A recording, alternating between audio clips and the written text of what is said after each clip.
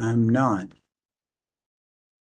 It's showing you can't unmute yourself.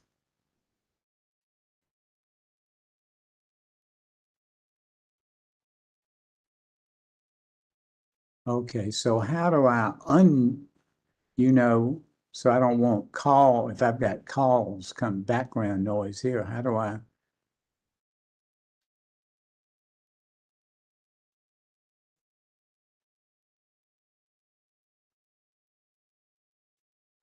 Well, there's not a mute button, it's just an unmute button. And when I hit it, it just says you can't unmute yourself. Am I coming through in the room?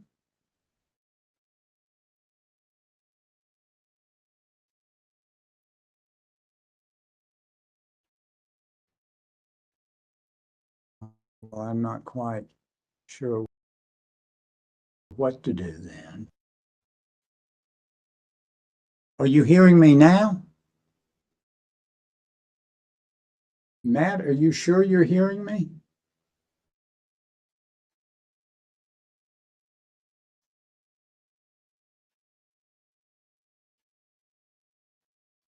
But you're not hearing me on the phone, you're hearing me otherwise. Okay.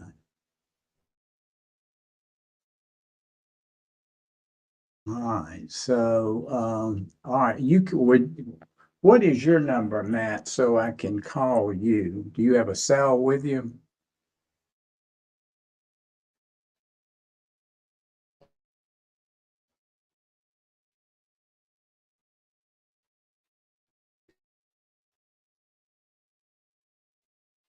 Because Matt, on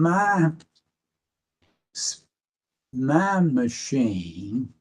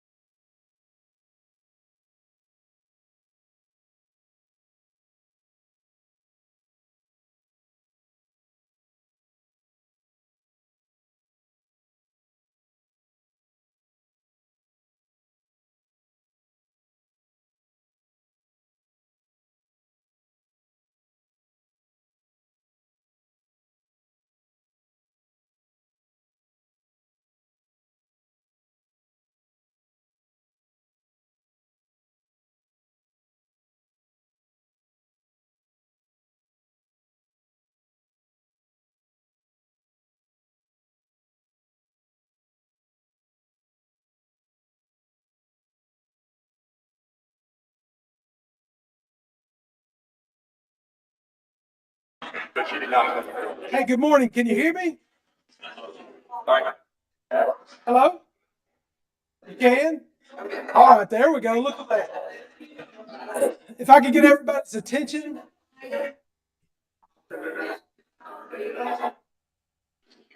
Hello? I have been asked to give y'all a little information here. We are trying to have our meeting in here so everybody can be in the same room, all that jazz. And the room's not really set up for that. So we have done our best to get our microphones hot so that they'll come through the speaker. We ask everybody to please be quiet so that everybody can hear. If you can't hear, try to move forward. We've got everything as loud as we can get it without it starting back feet. So we're going to do our very best to try to make this work so we can have a meeting in here going forward. If it becomes, we'll find a better solution, but we'll do it. Yeah, okay. So thank y'all for your help. We appreciate it. Y'all have that. All right. I want to call things to order and do, as I mentioned this to our guys, if it is possible, if anyone's in trouble here or anything going on, but it makes we stop, pause, make sure everyone has this experience. With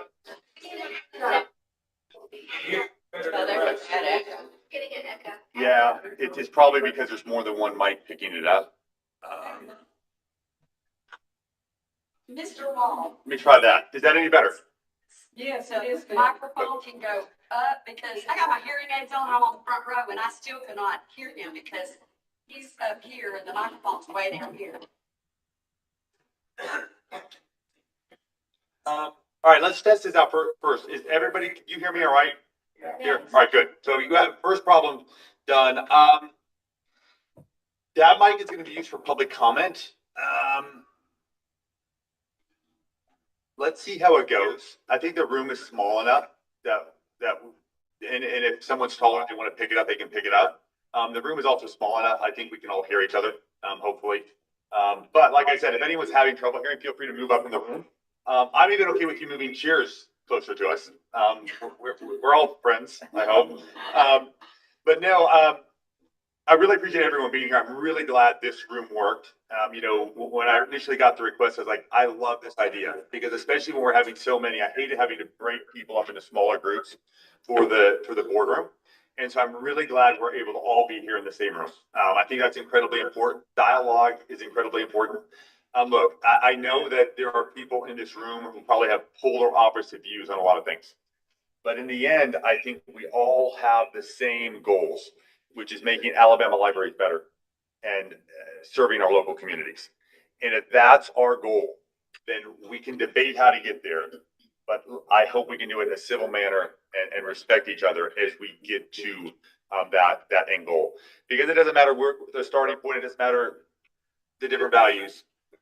We should all have that same fundamental principle of helping Alabama be better. I know that's my priority, and I know I've spoken with a lot of people on both sides of different debates, and most of the time, their heart is in the right place. And so whether I or someone else in this room agrees with you in every area, know that we are grateful you're here. We thank you for being here. I know a lot of you have driven a long way or taken time from a busy schedule, and the fact that you are engaged in this process and you want to address this board and you want to be part of this conversation, I respect it, wherever you're coming from. So I'm glad to have you here. With that, we're going to move straight into the meeting. I'm going to, the minutes were distributed. I'm going to ask for a motion to approve the minutes from the May 8th meeting as distributed. Do I have such a motion? I'll make a motion. All right, I have a motion from Amy, a second from Angela. All right, is there any? Mr. Chairman, you Yes. need to adopt the agenda first. Oh, I just, you normally they just do the agenda. Okay, we're gonna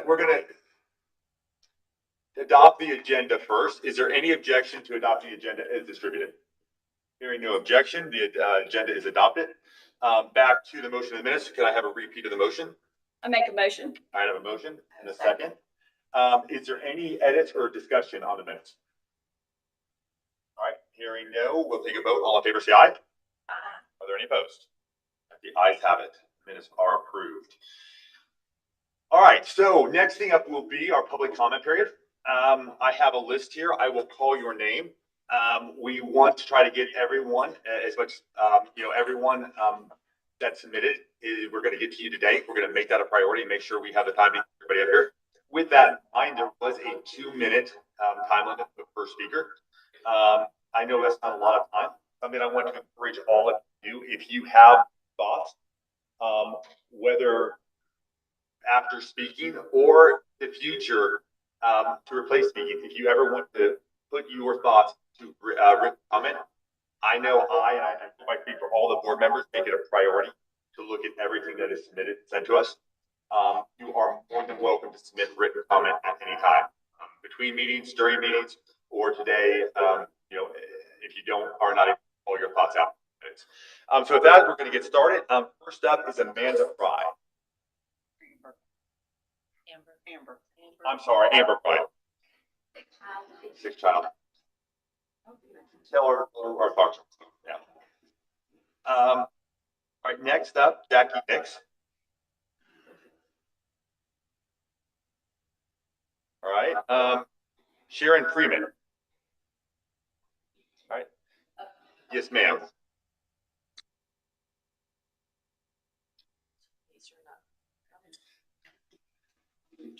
We have one more since the agenda was set. Can you hear me okay at this voice? Okay.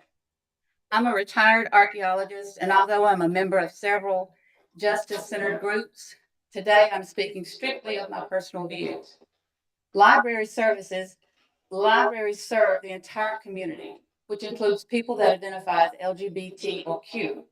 Several groups seek to control library content by banning books containing transgender issues. Banning books does not serve the community at large.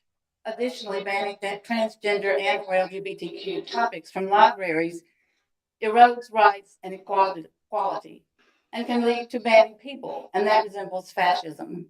We should all be able to live, act, and pursue one's goals without undue restrictions and have freedom from arbitrary and unreasonable restraint, allowing individuals to make choices within lawful boundaries. I do not desire a library with book restrictions. Self-determination and personal autonomy should still rule the day. One group declares we do not want to co-parent with the government and are opponents to government overreach. Banning books in 2025 actually speeds up co-parenting with the government at warp speed. Trump and DeSantis have been speakers at summits for groups like Mom for Liberty, and they have thus aligned themselves with Trump, which is the person that is, as we speak, decimating the Department of Education and will do the same to libraries, and they're filing locked up with it. Shameful. The United States is composed of diverse people, and our library must reflect the human dynamic in our communities. Book banning is a sign that a society is moving backwards. Again, book banning resembles fascism. My experience with libraries has always been enlightening and expansive. I implore the board of directors of APLS to keep book banning off the table. I support the hard work of librarians and library staff everywhere. Thank you. Thank you.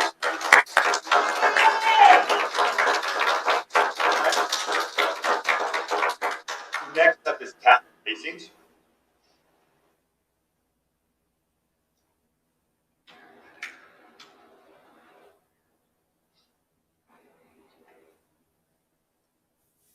Thank you. I come to speak for my Quaker meeting in Fairhope. We support continued funding for the Fairhope Library. We believe knowledge is power, and we trust our board. I also come to request of this board that they hold a public hearing on the definition of sexually explicit, getting input from mental health professionals and medical people. Our concern is that the definition may exclude material that may be useful to patrons.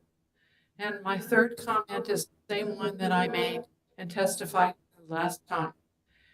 We believe that all people have a right to be represented in literature and part of public spaces, whether we agree or accept their point of view. We believe such tolerance develops empathy and builds community.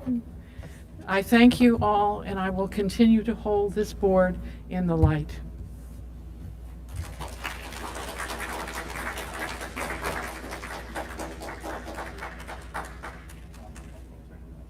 Next up would be Tanya Sculling. Yep, you did good. All right. Most people butcher it. I have butchered some names in the past, so I got lucky this time. Okay, so this is what happened to my daughter, Katie, on Tuesday at the Huntsville Library Board meeting. Katie is 30, a high school English teacher, a liberal, a bisexual, and a huge gay and trans sympathizer. And this was the first time she spoke at a library board meeting. She hates politics and only spoke Tuesday because even she was shocked when I showed her some of the things in these kids' books. And also because she was convinced that if we could only understand each other, our two groups could agree. So 3 of us on our side spoke on Tuesday, and we were vastly outnumbered. I've heard some political groups are paying a lot of these activists to show up and cause trouble. The board pretty much let the people on the other side of the debate control the meeting. These people clapped long and loud after every one of their speakers, even though the board had asked us at previous meetings not to do this.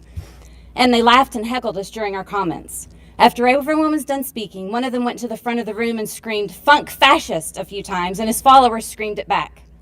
In the lobby outside the building, in the lobby outside the meeting room, once the meeting was over, Katie spotted a trans woman who had also spoken to the board and approached her smiling to introduce herself. The trans woman spit on her and then walked really fast out of the lobby and, I presume, out of the library. While Katie cleaned herself up, I called the cops because according to the law, this was an assault. They call it an assault with bodily fluids. We've communicated with the Huntsville Library Board about this, and they told us they would release the assailant's name and footage from the security camera to the officer in charge of the case when he contacts them. This incident broke my daughter's heart because she's passionate about trans and gay rights, and she was only trying to reach across the aisle. This is the kind of person she is. She asked me to please make sure to respect this person's pronouns and to try not to demonize her when I tell people what happened. These are the kinds of people that have been allowed to take over our libraries. Mostly I think they're just misinformed, but many of them have proven that they're not well. They do not represent the majority of our citizens, and they're not going to stop trying to keep softcore porn in front of our kids. We need your continued cooperation to keep that from happening. And thank you for everything you've done so far.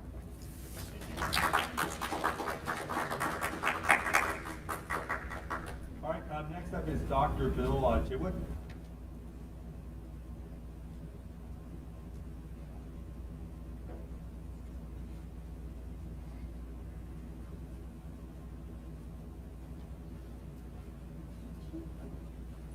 My apologies, Dr. Bill Chitwood. I knew that too. I've been called worse by better and better by worse, John.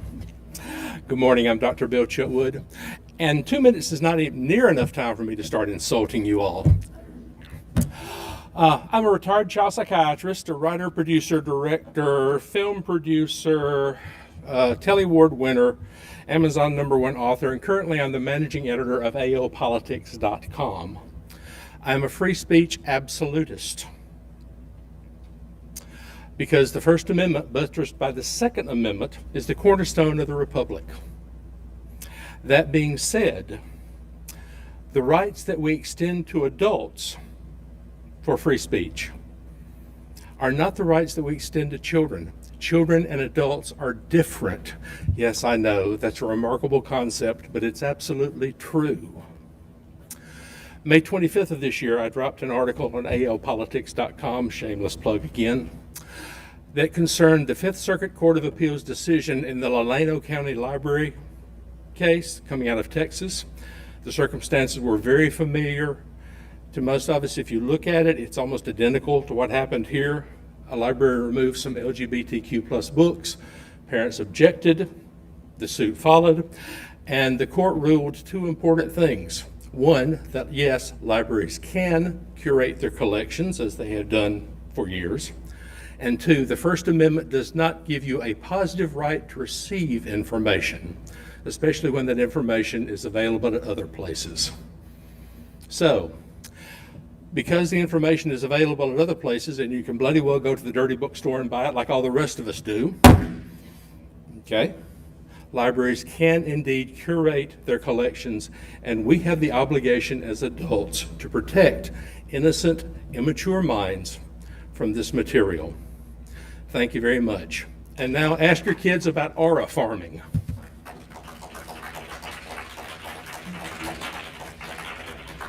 because God forbid you should speak to your kids.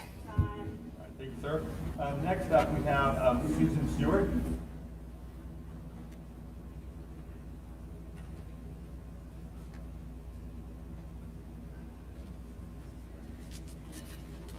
Not a paid speaker. Hello. I saw the letter from the APLS to Alabama libraries yesterday, and at first I was alarmed. Taken together with the accompanying press release, it seemed at first glance to be a new, threatening directive from the APLS.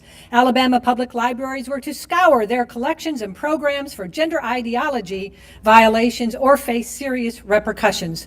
Then I read it again. It is a reboot of an email sent last May. This formal letter was signed only by the chair of the board, as if the chair has the power to act unilaterally if he deems a library not compliant.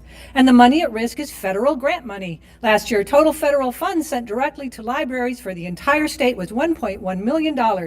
I don't want to minimize the effect this could have on some of our small rural libraries, but it hardly justifies the ominous tone of the letter, as if libraries all over Alabama are applying for grants to promote transgenderism. And we were chastised at the last meeting for not being grateful enough for the fact that the APLS had secured funding from the state to cover potential federal losses because, let me remind you, Trump had already issued an executive order to eliminate the IMLS. And the executive order that inspired yesterday's letter is itself in grave jeopardy, subject to restraining orders, injunctions, and court cases. How are libraries to comply with constantly shifting targets? Why is this suddenly urgent? Maybe to distract from the fact that the memo defining sexually explicit from last May and the motion today will substantially alter the library code without going through the legal process, and that the board is overstepping its authority as defined in its charters and guidelines. Or maybe to distract from the another unfunded mandate to scour youth sections looking for naked butts, positive portrayals of transgender people, and mention of the hundreds of cultures that have recognized multiple genders. Or it's just part of the culture war that keeps the voters excited.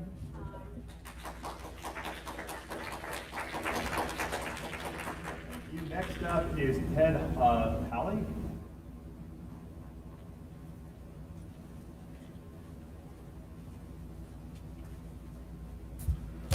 Okay, thank you everyone for being here on both sides of the coin and those that are in the middle. Those that do or do not know me, I'm Ted Holly, and I'm probably the only person here. I lived transgender for 12 years. I did everything you can, medically, legally, so I know what it is. As I jokingly say, ain't no one gonna out transgender me, because I've done it all. So I come here today to speak to you that you don't hear too much. Transgenderism, the Rainbow Brigade, it's not all it's made up to be. It's not. But you only hear, yay, yay, rah, rah. We're gonna help you be a better person, be happy. But like anything, it's an empty bag. It's an empty bag. And you don't hear that too often. Thank goodness there are people like Chloe Cole and others. The FTC had a hearing 7 hours long. You can hear about it, but getting back to our issue, the idea of a library: sow a thought, reap an action; sow an action, reap a habit; sow a habit, reap a lifestyle; sow a lifestyle, reap a destiny. It's important, as the other gentleman said earlier, that we do not expose our young people to all the same ideas as an adult. We do not give young people porn. We do not give young people alcohol. We don't give them tobacco. We don't give them drugs. So why would we do this? Well, in my mind, this is even more dangerous. You know why? It's irreversible. You don't undo it. I'm not to be proud, I'm not. I don't have my male genitalia, I never will. Never can be married again.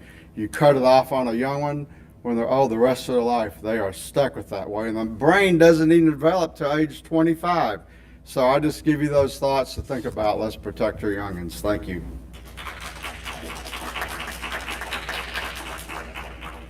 Next up is Carol Wilson.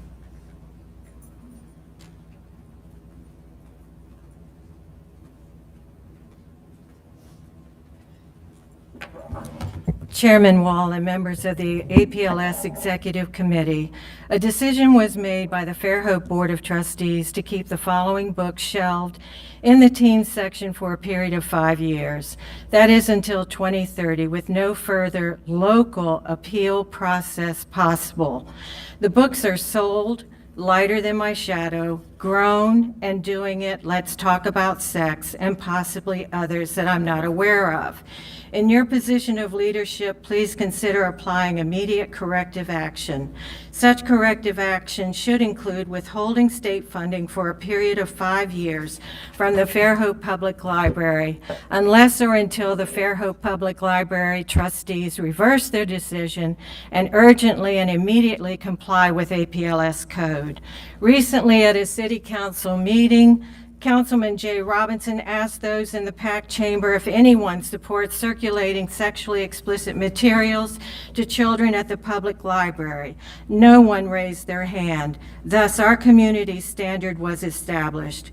It is through your bold and decisive leadership with clear corrective action to withhold funding for a period of 5 years that state government, in this case, must govern local trustees when it cannot or will not do so itself. This may prompt the Board of Trustees to take action with a sense of urgency, reconsider their decisions, comply with APLS code, uphold our community standard, and going forward, create a public library that is a safe space for kids and teens. I am submitting the following documentation, which provides proof of my first filing in September 2023. The explicit sexual material and graphic content of the said books, denial of the reconsiderations, denial of the appeals, denial of the decision of the Board of Trustees to keep these books shelved in the teen section for a period of 5 years. I'm submitting documentation.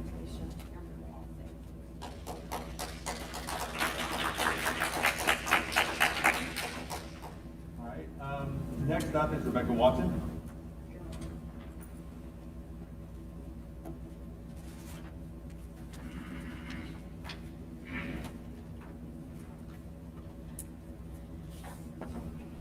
Before you are books at the Fairhope, that are in the Fairhope Public Library that were voted on at the June 16th board meeting. The first 8 pages are books they voted to keep in the teen section, and the following are 2 of those books.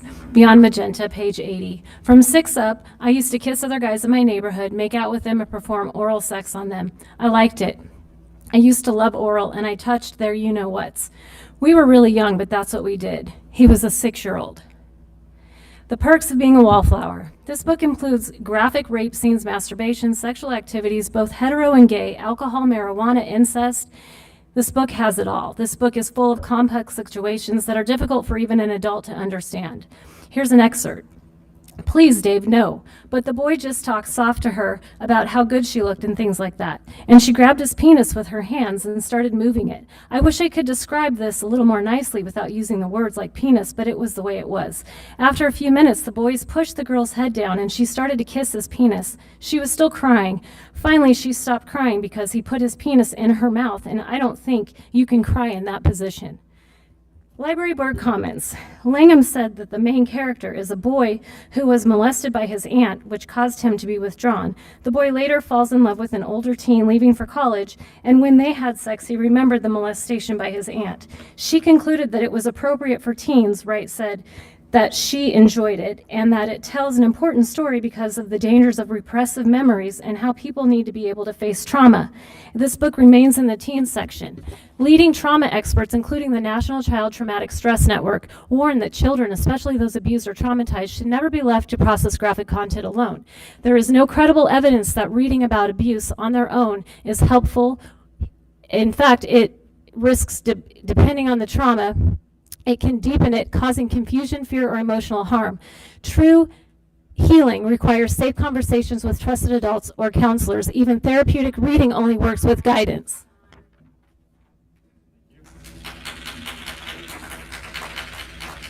Next up is Dallas Bello. You have the floor, sir.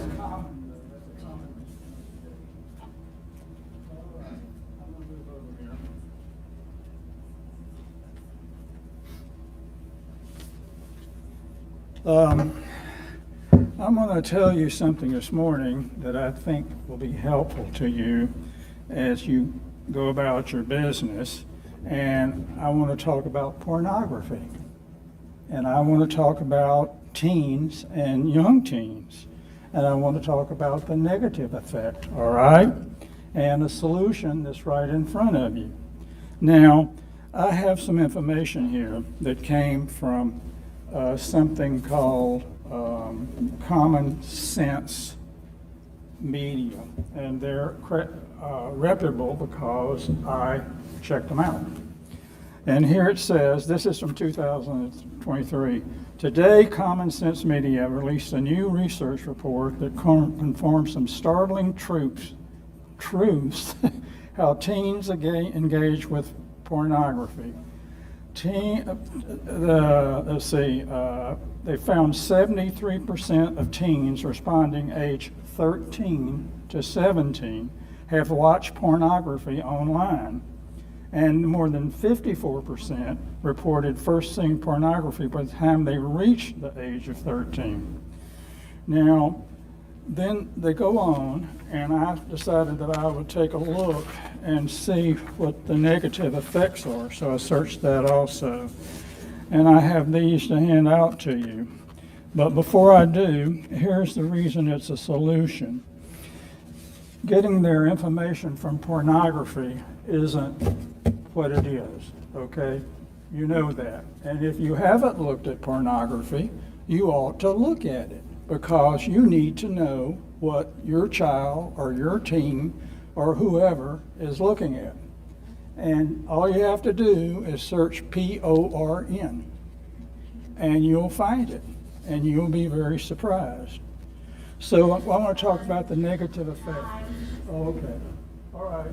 I'm sorry that I didn't get a chance to talk to you. But it does outline the negative effects. And what I'm saying is, the books that they have, I'm passing this out. I'm sorry. I'll take a second here. And so, wow.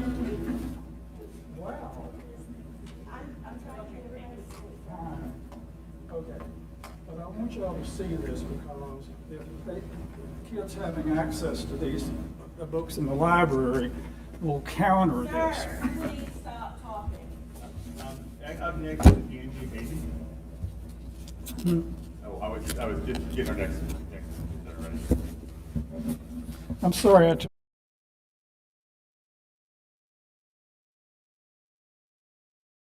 We're going to have a heart attack. I just said that. All right. In the process of attempting to justify withholding the funds from the Fairhope Public Library, one of the board members here recently told press that there is absolutely no exception for sex education in the new definitions that restrict materials for anyone under the age of 18. This is an alarming admission that I think needs to be highlighted. It's an admission that the board doesn't really seek to protect children from pornography with these new definitions, especially as minors who have access to sex education are actually safer from predators. It's a shocking admission that this board equates accurate sex education with pornography. But the use of words of like pornography and grooming have always been a bit of a farce to cover the actual goal, which is, to keep Alabama children and teenagers, for whom the age of sexual consent is 16 in Alabama, by the way, from accessing basic information about their bodies, reproduction, basic health and anatomy, and how to protect themselves from a variety of risks and dangers. And in a state that holds the distinct dishonor of being in the top 10 of both teen pregnancies and STDs, this is more than troubling. This is not protecting our children, it's actively harming them. A pregnant 17-year-old in Alabama would be expected to give birth, but this board would restrict that same 17-year-old from reading books about her reproductive system. This is another example of how the public is being manipulated. It's been evident in how LGBTQ representation is being equated with pornography and grooming with the goal of restricting representation. And I'll take this opportunity to say that inclusion is not indoctrination, but restricting access to information certainly is. It's been evident with how funding has been pulled over the housing of stories and teen sections of surviving sexual assault. This is not about protecting children.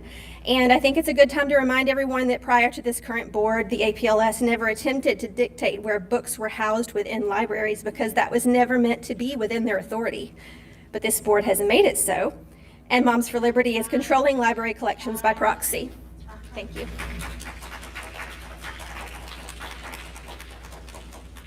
All right, up next, Dr. Sharon Cook.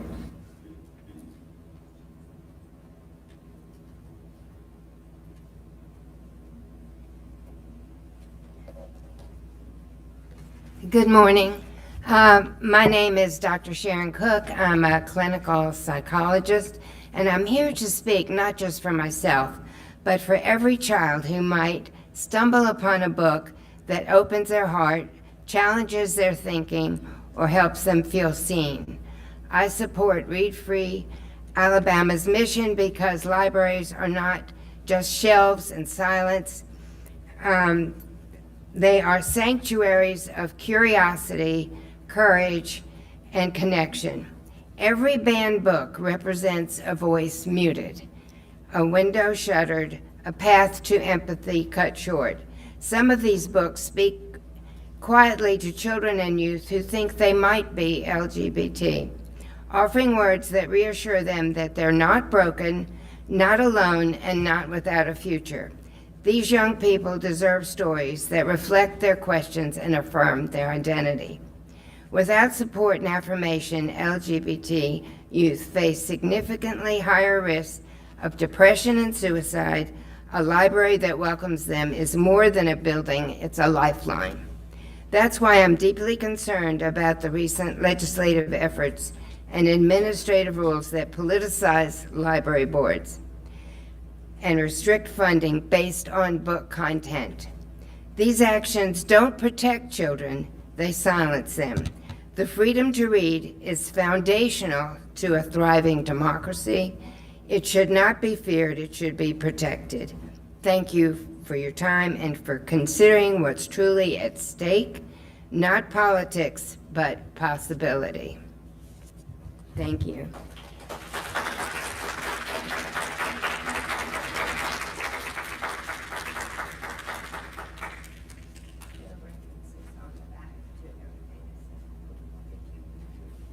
All right, next up is Sheila Wright.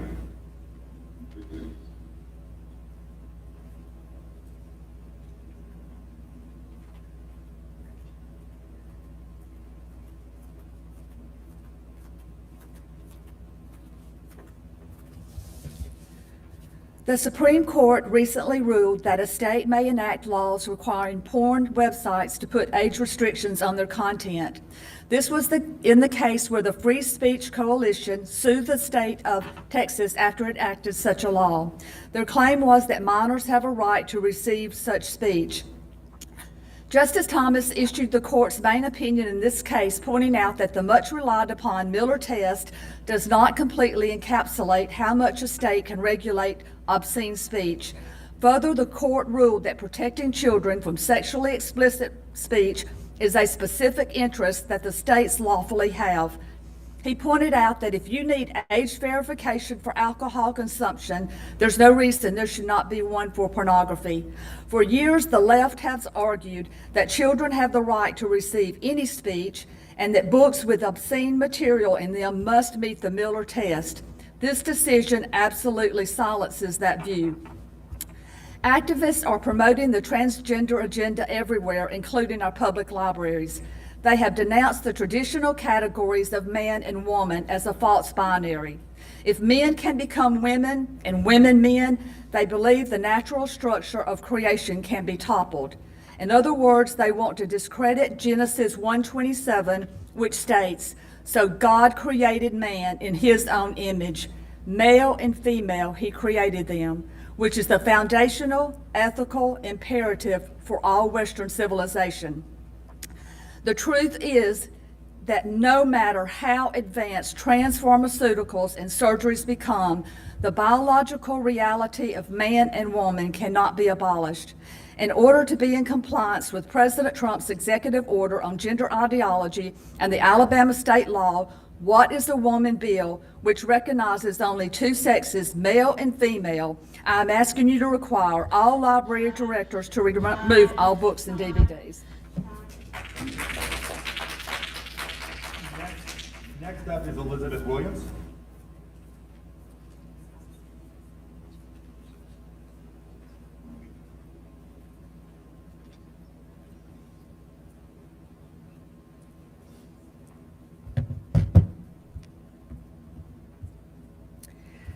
I'm here today as a librarian, a mother, and a Fairhoper. So I'm going to talk about Fairhope because unlike any member of this board, I was there at that meeting in June and the one before it where our board discussed and voted on each and every one of the books that had already been reconsidered before because you asked them to. Because you said the only reason their funding was paused is because they declined to reopen old reconsiderations. So they overrode their own 5-year policy. The board members all took the time to read all the books. They thoughtfully considered each and every work as a whole, weighed its educational literary merit and value, and whether its intention was to appeal to the prurient interest, all in keeping with their policies, which APLS has approved. And they did vote to move some that they thought might be more appropriate for older teens and young adults, and I suspect it was to demonstrate to you that they were not unreasonable and they were willing to compromise. You said in December, Chairman Wall, that you wanted to make an example of the Fairhope Public Library. Well, you have. You've made a shining example of how libraries should comport themselves when asked to self-censor. They did everything by the book. They followed all applicable laws, policies, and procedures, the same policies and procedures this agency approved. They acted in good faith, and it's time for this board to do the same, to act in good faith, to show the people of Alabama that this board, this agency is not so broken that it is incapable of carrying out the very narrow set of duties that are actually within its purview. To show the people that you respect local control, that you respect due process, that you respect the taxpayers of Fairhope who are entitled to their fair share of state money that they paid for, that you respect the library professionals with whose development you are entrusted. In the words of Atticus Finch, who will soon be banned from the teen section if that definition goes through, in God's name, do your duty. Stop playing politics with our libraries and restore Fairhope's funding now. Thank you.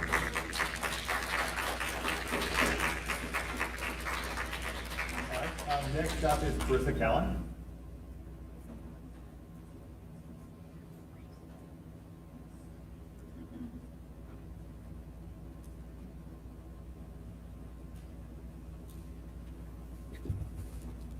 Good morning. I've heard and learned a few things over the past 2 years. They say that I'm trying to erase trans people from existence. Not true. I believe that children's books promoting a change in gender for impressionable children are telling a lie, and this lie leads to confusion and doubt, and often physical and emotional harm. Physical changes that will leave them infertile, maimed, and in physical pain for the rest of their lives. Studies show that even the few kids with true gender dysphoria will grow out of it in time if puberty is allowed to run its course. Therefore, they need to hear affirmation and not the messaging that is being pushed by publishers and funneled into our schools and public libraries. Huntsville-Madison, for example, has over 60 books like this one for juveniles. In Born Ready, Penelope says she doesn't just feel like a boy, she is a boy. She asks her mom to help her be a boy, and her mom simply replies, "Yes, we will make a plan to tell everyone we love what we know, that you are a boy." But that's a lie. And where are the children's books that say that the gender she is born with is beautiful? Not hardly in Huntsville. My deep dive into their collection revealed only one picture book for children that promotes a positive gender identity. They also say that I'm a racist because I do not support their gender agenda. Not true. As a mom with Black children, I want books that contain illustrations of kids that look like mine. I want to like a book like My Rainbow, but I can't because of the messaging in the book, not the race of the main characters. They say that without access to these books, trans teens will die by suicide. Suicide is a very serious matter, but gender disfigurement is not the answer to the mental anguish brought on by this social contagion.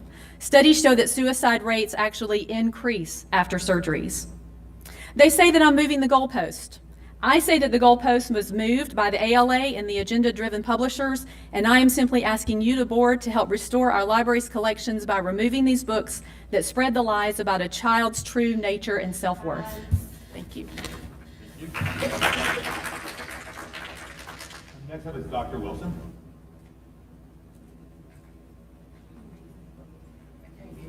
I'm sorry. The acoustics are different. And I wear hearing aids. Thank you. My name is Dr. Savan Wilson. I'm a retired professor of library science from an ALA accredited school, and I've had over 20 years experience in school and public libraries. Fairhope librarians are credentialed professionals. They follow well-established ethical policies to serve readers of all ages, and they've responded respectfully and professionally to all book challenges, all the while defending the right for every person to read and think freely. As a former school librarian, I know one book can help a teen feel seen, understood, and less alone. Removing that book sends a clear message: you do not belong. Let's be clear. A library is not a battleground for politics. It's a safe, let me repeat, safe home for learning, curiosity, and community pride. Book bans don't protect children, they isolate them. Every book someone wants to move is a book someone else needs to see where it should be by accepted library policies and reviews. Book bans aren't about books, they're about control.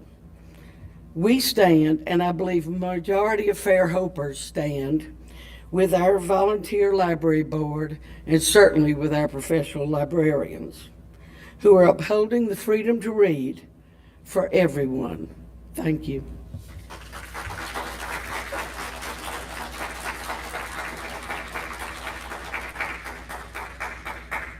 Next up is Alex Kim Young.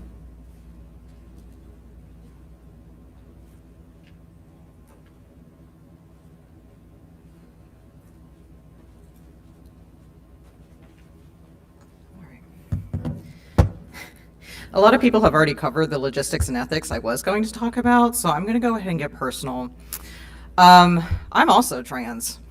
I'm still trans. I started questioning my identity when I was 14, and because I had no exposure to vocabulary, other people like me, anyone who was sympathetic, I lived with a suicidal depression through my 20s until I finally started to meet people and understand what transgender, genderqueer, non-binary is.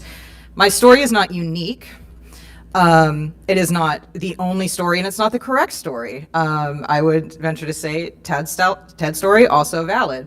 The story of every queer youth who has not survived their teens, also valid. And all of us deserve access to a variety of stories to understand who we are and what our experiences mean. Because as someone just said, we all need affirmation. And affirmation for me meant understanding that I was not broken, that I was not damned, that I did not need to kill myself to validate other people's perceptions of what was right and good about sex and gender, that I deserve to live as I am, and as I continue to be, the happiest and most stable I've ever been in my life since pursuing transition, since getting surgeries, since meeting other trans people. If you can't find the book you want, ask a librarian. That's why we're there. I promise you, there are books that'll teach you exactly, in your kids, exactly what you want to know about faith, religion, gender, sex, education, and I'll help you find it. Even if I don't agree with you, I will help you find it, because that is my job as a professional, to not judge you or your lifestyle or your politics or your faith, but to put the information in your hands that you want, because there's a reader for every book, a book for every reader, and it is no one's business to decide that. In fact, November 2024, Mr. Wall, you yourself said one of the things I dislike about government is when government decides that it knows better how to live our lives than we do.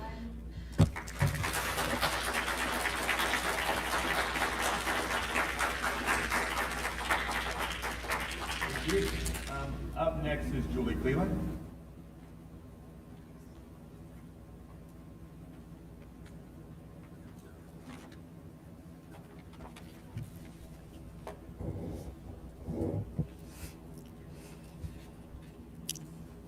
Good morning. I want to address why the case Free Speech Coalition versus Paxton that was just decided by the U.S. Supreme Court last month is highly relevant when considering protections for children in public libraries against exposure to inappropriate content.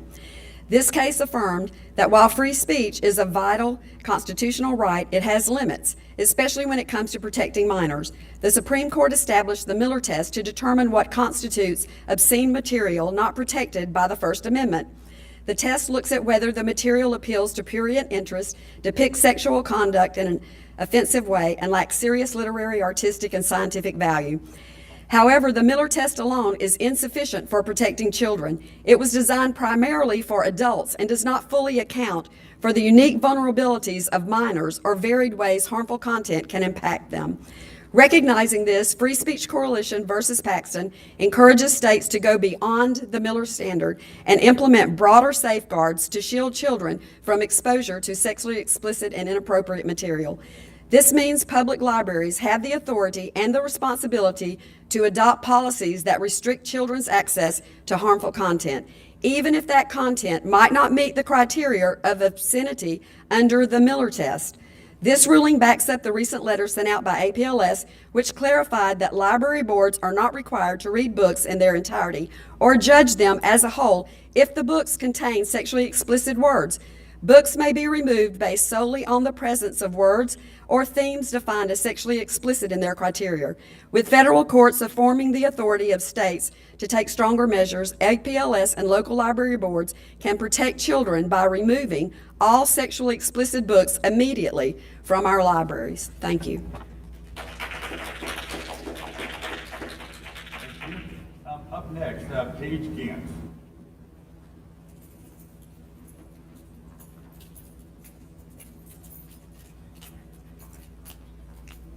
Hello. Okay. So we're quoting a lot, Mr. Wall, today. One of the things I have always disliked in government is when leadership assumes they know how to live people's lives for them better than they do.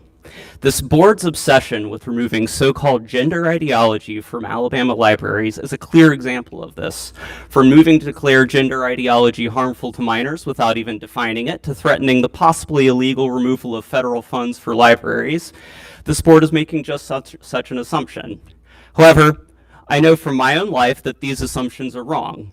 I did not know about the existence of transgender people, what I assume gender ideology is referring to, until I was 20, and my childhood was miserable for it. Had I been able to learn, say at a public library, that transgender people can lead happy and productive lives, then I could have avoided decades of quiet misery.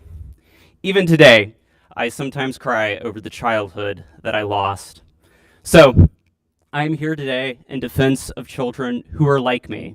I do not want them to suffer like I suffered for the sake of the egos of fragile parents and the careers of politicians.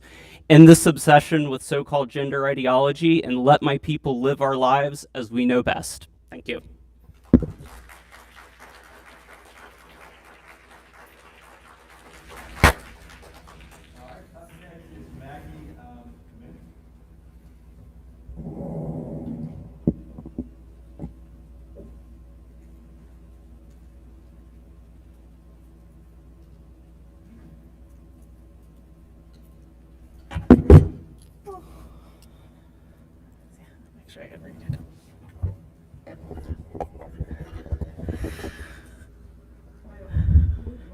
Oh. Got it too close to it. It's set up. We'll pick you up. Okay. Go for it. Good morning. My name is Maggie Minsk, and I'm a former English teacher and a current mental health counselor and a mother of 3 teenagers, including twin high schoolers who are avid readers and honor students. They're queer, trans, and gender fluid. And apparently my children's authentic existence is inappropriate somehow. And believe me, I had written a different speech. Minorities and marginalized people also deserve representation. Poor kids also deserve access to books. That's why we have libraries in the first place. Librarians have advanced degrees to manage both adult and children's books because we all want to keep them safe. There is no trans agenda, just trans people and therefore trans kids. And all kids deserve protecting.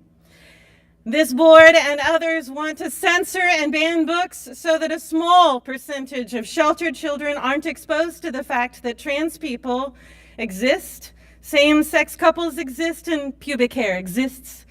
This blatantly fake pearl-clutching and overused excuses for the children are clearly performative, since only naivete is protected. This will mean the loss of lives, children's lives. Is my children dying an acceptable loss? Do you really not care? Are you planning to start burning books too, or can we start a book club and just read Fahrenheit 451 instead? Moms for Liberty aren't the only moms. I'm a mom, and I want my children to live. I want them to read freely, and I want them to access books that challenge them, comfort them, reflect their identities, and expand their worldview. I hope our children will continue to read and be brave protagonists as we continue to make way for all children to write their own stories. Let's make our libraries sanctuaries of knowledge, of exploration, of human connection. I pay taxes, I vote, I read, I parent, and I will not comply with hatred disguised as law.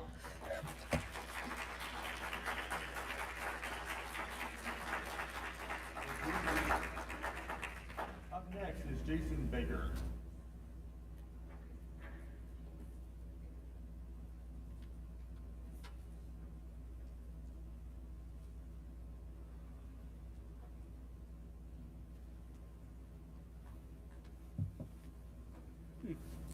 Good morning and thank you. In the opening comments at the last meeting, John suggested that there are those among us who believe that parents shouldn't be involved in the process of choosing books for their children, and tacitly suggested that librarians believe they know better what children should read than their own parents. Nothing could be further from the truth. The breadth and diversity of our collections are evidence to that fact. You may recall at that meeting, I told a story about a grandparent helping their child discover the love of reading. And I mentioned Raghunathan's second law of librarianship, every person their book. Well, just last week, as I went into the teen department, there was a mom talking to our teen librarian who had been sent in to get a specific book for their child, 15-year-old. Well, during the discussion, I noted the title of the book and followed the conversation with the teen librarian, who was expressing some things about the book that the parent might not like. It's a book held in the adult department called Invincible. If you haven't read it, it's great. I highly recommend it. And so we had this conversation with them, told them about the violence, the interfamily conflict, and they were like, oh yeah, that sounds like something that, maybe they're not ready for. And we recommended other materials, talked about that, and they found something that they wanted to take away. That's what happens. That's what happens when people come in and they interact with their librarians in their libraries. Now, in no way does that reify or confirm that we think we know better what that parent should take home to their child. It's the opposite. Every day it's the opposite. And that's what we do. Okay? Thank you.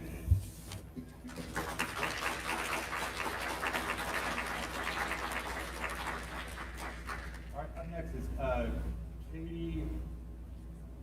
I won't even make you attempt it. Katie Cratch. Cratch, all right. And as y'all probably can tell, I am not Katie Cratch, but I got permission to read her statement. She got called out at the last minute. Okay. So this is my daughter Katie's speech. Do you have a copy of it? That you could leave it? Yeah, we'll submit it to the board. Okay. Yeah, we'll make I wrote in and got permission to read this before now. Was it you that granted it? So you filed for both? Yes. And at the last minute, she wasn't able to make it. Okay. All right. This is my daughter Katie's speech, the one that was so hateful she deserved to be spit on by the very group she was trying to reach out to. Here goes. A couple of years ago, my mom told me about advocacy she was taking part in regarding the relocation of sexually explicit books to the adult section. As an English teacher, a voracious reader, a member of the LGBTQ community, and someone who advocates for sex education, I was reflexively against it. Then my mom showed me some of the things contained in these books, and holy crap. I don't agree politically with most of the people speaking up on this side of the issue. This has been an eye-opening experience in that I realized the importance of actually listening to the arguments of the people I disagree with. When I listened and looked at excerpts from the books they wanted moved to the adult section, I saw that I actually agree with them. I cannot overemphasize how shocking this was for me. One side of this debate says they want to fight back against book censorship and against groups who want to remove anything containing LGBT characters or people of color. I also want to fight back against those things. If that's what was going on in this case, I would not be making this speech. The other side thinks that the people standing against them are doing so because they have some sort of perverse desire to expose kids to sexually explicit material as early as possible. The truth, of course, is that they just want young adults to have access to materials that will teach them more about their bodies and their sexuality, which is important. If that's the camp you land in, I understand, but I implore you to actually look at some of these books that are the source of such contention. Maybe you'll still be against relocating them, but I guarantee that at least some people will be shocked by what they find. What's contained in some of these books shocked me, and I'm no prude. To end, I would ask people on both sides of this issue not to demonize the other. Instead, reach out to someone who disagrees with you and actually find out what they're advocating for. There's a good chance you'll find that it's not what you thought. And my girl, she's a millennial. She is the pronoun police in my house. And the fact that she was the one that this group sought out to treat this way blows my mind. I do not understand it. I guess I'll never understand it. Thank you. Thank you. Next up is Sarah Sanchez.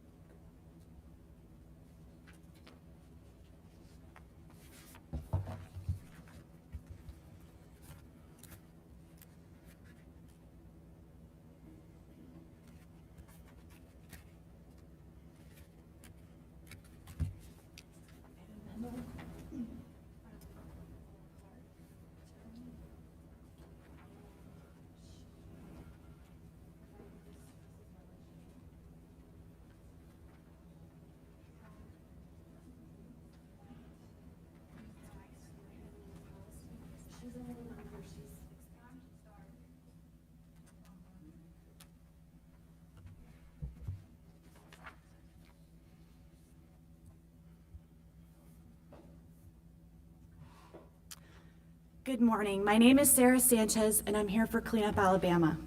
When it comes to protecting children from inappropriate content in public libraries, two important court cases, Little versus Llano County and Free Speech Coalition, Inc. versus Paxton, make it clear that the APLS, without a doubt, has a responsibility to create reasonable safeguards in our Alabama libraries. We, Clean Up Alabama, have been making these exact arguments from the beginning, and the rulings in these court cases strengthen our arguments and show they're on solid constitutional ground. In Little versus Llano County, the court emphasized that simply receiving information from a public library is not, by itself, a protected free speech right. If the material remains available through other means, like bookstores or online, removing it from a particular library does not constitute censorship. Libraries have the discretion to manage their collections, especially to ensure that content is age-appropriate for minors. Meanwhile, Free Speech Coalition versus Paxton highlights why the traditional Miller test for obscenity isn't enough when it comes to protecting minors. The Miller test was created to define obscenity for adults, but it doesn't fully address the unique vulnerabilities of children. This case reinforces that states are not only permitted but encouraged to adopt stricter standards that go beyond Miller in order to protect minors. Together, these rulings affirm two key principles. First, libraries are not obligated to offer every piece of content to every age group. Second, states and local governments do have a constitutional path to provide greater protections for children, especially in public institutions, without violating free speech. Because of this, we respectfully ask that you, the APLS Executive Board, continue the bold leadership you've shown even before the courts weighed in, and stand even more confidently for what is right for our children. And safeguarding children in libraries from harmful and sexually explicit content is not censorship. It's responsible governance supported by legal precedent. Thank you. And what I passed out was a statement from, it'll be available in the media, I believe, as well, just so everyone knows, from our attorney. Thank you. Next up is Laura Clark. You said she was not able to be here. Yeah, she's, All right, thank you. Then our final speaker is Melanie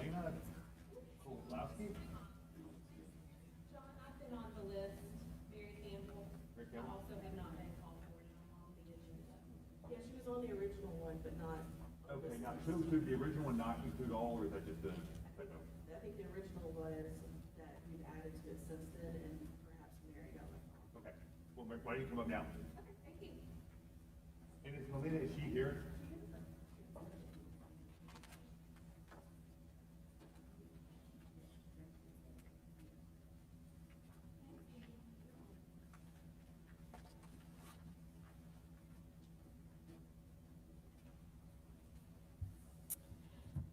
Good morning. My name is Mary Campbell, and I am a library director as well as the president-elect of ALLA, so the Alabama Library Association.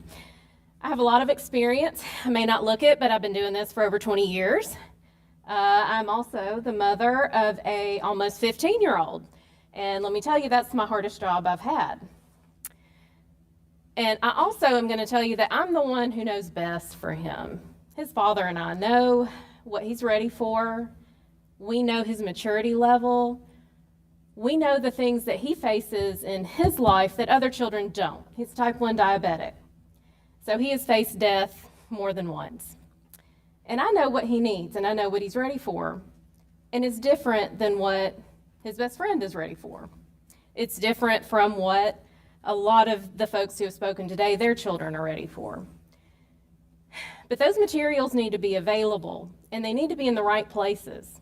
I don't want him to have to go to the adult department to find a book on sex ed when that book may not be for a 14-year-old. It may contain things that are really more for college students or young adults. I want him to be able to find the things he needs in the teen department.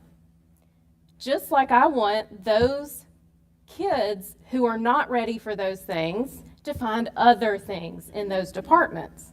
So that means that I, as a parent, have to walk with him through those decisions, just like you all want to walk with your children. It means I may have to open a book and flip through it and say, you know what, buddy, you're not ready for this.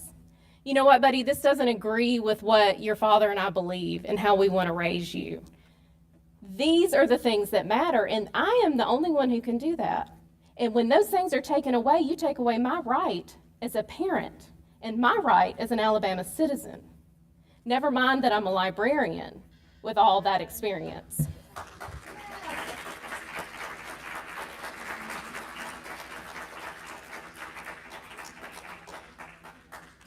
All right, and I went through and I cross-referenced the original list with this one, and I think we did not miss anyone else, but did anybody else sign up? Mary was on the list. I think we just accidentally skipped her. Okay, okay. Well, I apologize for that. Is there anyone else who was skipped or not on the list who applied? All right. All right, excellent. We're going to move on with the meeting then. I want to once again thank everyone for participating with the public comment period. I know, once again, it's a lot of work, a long way, time, and we do appreciate it. Just want to make sure these are working. Are we good?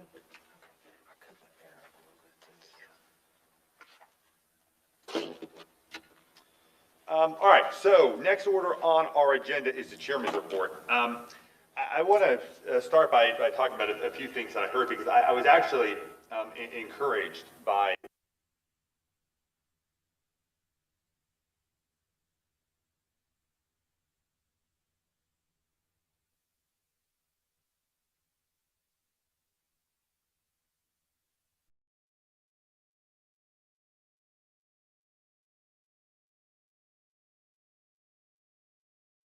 different opinions that we grow as people and as a society. One thing, I love when I'm quoted back to myself. I think that's great. There's nothing more that keeps you more accountable than your own words, right? And this is an area where, look, I firmly believe this. You are not going to find, and I know some of you will find this hard to believe, you are not going to find someone who believes more in free speech and the First Amendment than I do. I would literally give my life for the principles of our Bill of Rights. I absolutely abhor the idea of using the power of government to ban a book or to ban free speech. And I want to talk about that difference there, because I heard a lot of people talk about what are you going to do next, burn books, book banning. using the power of government to say a book cannot be printed or material should not be available is not the same thing as saying, should we shelve that book in a youth or children's section? There is a fundamental difference between those two arguments. We're not saying the material should not be available. We're saying where is it appropriate? Where is the appropriate placement for it? And so I want to make sure you understand that, because I think this is here, we're on the same side, or at least I am, and I hope that I speak for all my fellow board members when I say that. The First Amendment is incredibly important, and free speech is incredibly important. And I do not make light of that, because this is something that I have stressed over. During the public comment period for the code change, we received over 6,000 public comments. And I took that very seriously. There was a lot of passion, a lot of feeling, and this is not something that I know any of the board took lightly. And it's definitely not something that I took lightly, as I really did soul searching for myself of where do you draw these lines and how do we come up with the best path forward, because we have people with different opinions. And that's going to happen. Sexuality is a very sensitive topic, and there's going to be different opinions with government leaders. There's going to be different opinions with library directors. There's going to be different opinions with library board members, and there's going to be different opinion with parents. And that's okay. It's okay for us to have different opinions. There are people who feel very strongly that children should have open access to all material, even if that material is sexually explicit or what others would call inappropriate. There's also parents who want to see their children protected from material that is sexually explicit, and that they are concerned that their child might accidentally stumble across in a children's section. Both perspectives have value, and we need to respect each other. We need to respect that both perspectives have value, and that parents who may, want to feel like their children are safe in children's sections, that is a respectable position for them to take. And we should not belittle them, and we should not call them book banners for it. They care about their children. That comes down to there is no good solution, because you cannot make everyone happy. And that is a hard position to be in for any governmental agency or governmental board or position or leader. It's why we have public servants. You do the best you can to serve the public. I know for me, I'm going to speak for myself because I don't want to speak on behalf of all the board members. I was not open to just saying a strict, hard, this material can't be in the libraries. We're going to overrule the local library and you have to remove all the material. That to me was infringement on freedom of speech. What I felt was the common sense solution, the common sense compromise, was to say parents who want their children to not be exposed to sexually explicit content in children's sections, accidentally stumbling across it, can have that while we still keep the books in the library and provide parents who want their children to have access to that to still have an ability for it to be in the library where they can have that access. And the key to that became also, and that's why I also included in the code change, was a library card where parents could make the decision. Not library directors, not this board, but parents could make the decision of whether they wanted their child to have access to that material or not have access to it. That's the genesis of this code change. It was actually trying to return control to parents. It was trying to find a way to listen to both sides and to provide a way where both sides had access, had safety and had access in our libraries. Because our goal, my goal, I feel like this board's goal, and I certainly hope our local librarians have the same goal, that we want every single family in Alabama to feel welcome in our libraries. We want them to feel safe. We want them to feel welcome. We don't want them to be concerned about their children in our libraries. We want them to be a place that's welcoming, that's nurturing, and they feel that they can have value and they can find things that appeal to them. I want to speak to the librarian who I'm sorry, I apologize, I forget your name, but he said, when a patron comes in and you help them find, that, sir, is good service. And that's good leadership, and I want to thank you. And Jason, I want to applaud you for that. We have to also remember that not every child who comes into a library is going to get that TLC and have that care immediate from a librarian. I love it when they do, and I thank you for making that a priority. But when they don't, we want the sections to be the best possible to facilitate that. And I've talked about several librarians about the possibility of creating maybe a new type of section where maybe it's young adult, where it's over 18, but it's still targeted towards younger adults, where if their parents give them that access, it's all in one section for them. We want to allow people to have the material they want, but we want to do it in a respectful way that listens to people on all sides. So I do that a little bit and I don't want to say defense, because I feel like as I listen to your comments, we're on the same side. We have the same core values. We want to move forward in a way that's respectful to everyone, that listens to everyone, and that provides material for everyone. And once again, I want to reiterate, it is okay that we have differences of opinion.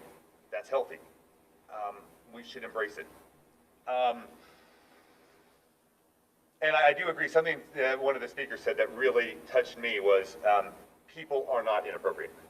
And it's very true. There's not a single person, whatever your background, whatever your belief system, no one is inappropriate. And every single person has value. And in my opinion, and I come from a place of faith, a man of faith, I believe that your rights come from your Creator. And as such, no one should tell you your worth. No one should tell you what you have access to. That's your right as an individual made in the image of God. And that's where my basis comes from.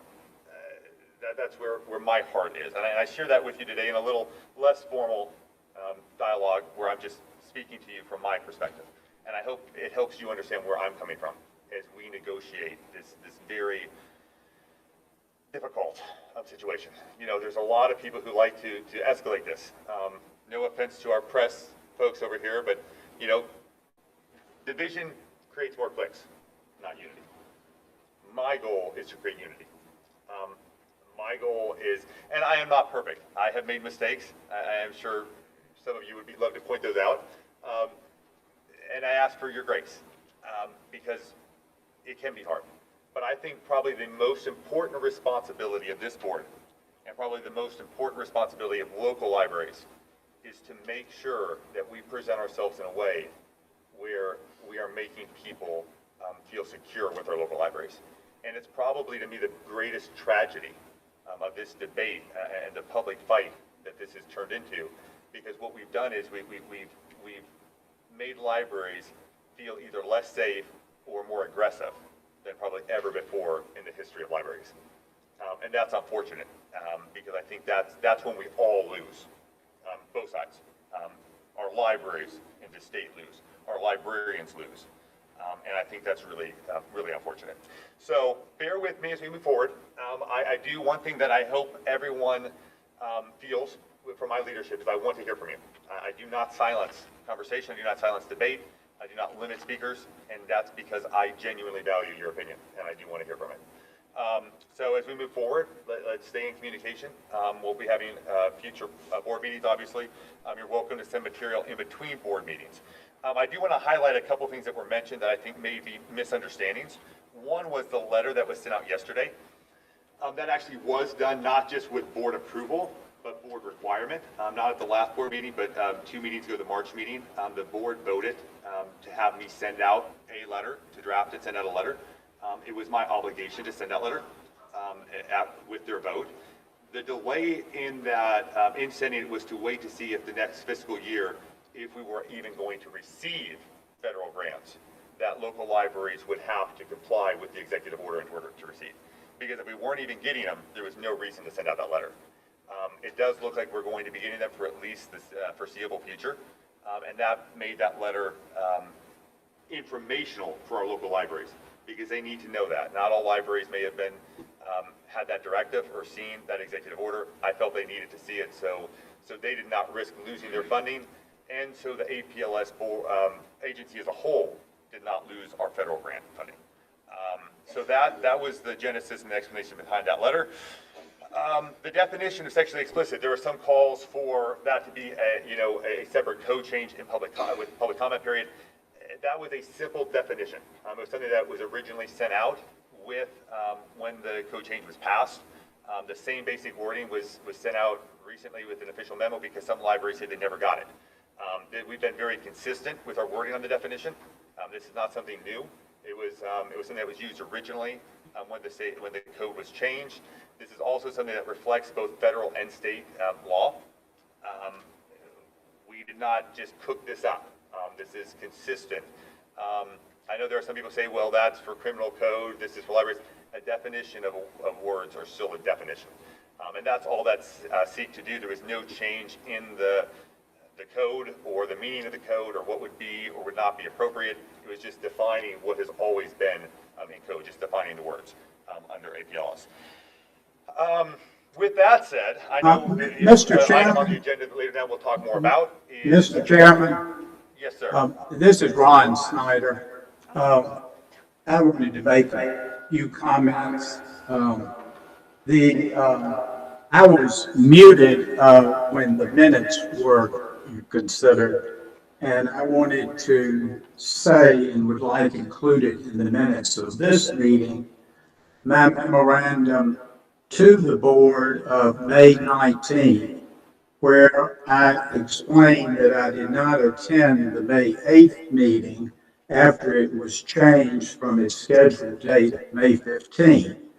And I was particularly concerned that neither I nor at least one other board member were asked if we would be able to attend that meeting. And I would hope that in the future, when it's necessary to change a meeting, that all board members will be consulted.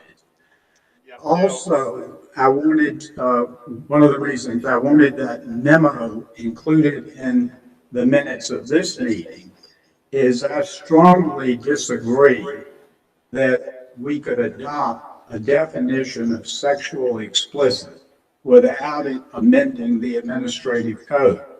The administrative code that was adopted had provided that the local boards were to adopt policies, including what they deemed inappropriate for children. And now by fiat, without going through the administrative process, we have defined provisions or requirements that are not contained in the code. And I think that is highly improper. And I would also say that I was concerned to read in the paper yesterday your letter on the gender issue, and was surprised that as a board member, I had not been provided a copy of that letter until I requested it after reading about it in the paper. I don't understand at all why such a letter was necessary. It was to be, that subject was on the agenda for this meeting to be discussed. It appears that what we have going on here is there's grandstanding. This was not necessary. And the issue we have, and what some of our critics are saying, is we have a board now where we have one board member who has officially announced she's running for political office, and you have indicated that you are considering running for political office. And I'm afraid that what is happening is APLS is being used as a platform to boost your own positions to the detriment of the libraries of this state. Because while you make an eloquent statement that you're not in favor of censorship, in fact, what you have done and what the majority of this board has supported is censorship. Thank you. Yeah, thank you for your comments.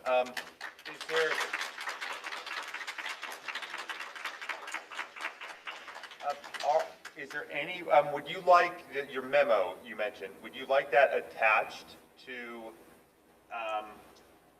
The minutes of this meeting, yes, sir. Thank you. I'll have the secretary make note of that. Ron, I don't know if she has that. Would you make sure that Vanessa has a copy of that? Would you email her a copy of that? Or email it to me and I'll get you a copy? Yeah, it was emailed to all of y'all, including to Calvin and Vanessa on May 19th. Okay. We'll make sure that, is there, well, that will be approval at the next meeting, so we'll make sure that's attached to the draft minutes for Thank you. consideration. All right, thank you. And on the letter, I will say, I don't know if you were not at the March meeting, but the board did vote and direct me. I had no choice but to send that letter because I was directed by the board to send it. Just informational there. Okay, moving on with the chairman's report. We talked about the definitions. I understand. I'm going to go back over this quick. I understand the concern, I will say, of a definition not being in state code. On the other hand, this board is tasked with the duty under state law of making some of these decisions. One of the decisions we have to make is what terms mean. What we're going to use as a guide when we're talking about, okay, when we're looking at a book that's brought to us, does it meet what is sexually explicit? So what we were saying was, that's what we're going to judge it by, and we wanted to let local libraries know it so they could prepare for it ahead of time and weren't blindsided. Local librarians have asked for that across the state. It was something we did at their request. This was not us trying to push our agenda on them. We had librarians across the state request us for a definition. And so we were providing an official one to them as a service. And that's not something that has to be in state code. That's what we're going to use as a basis as this board. And we want it to be informational for our librarians.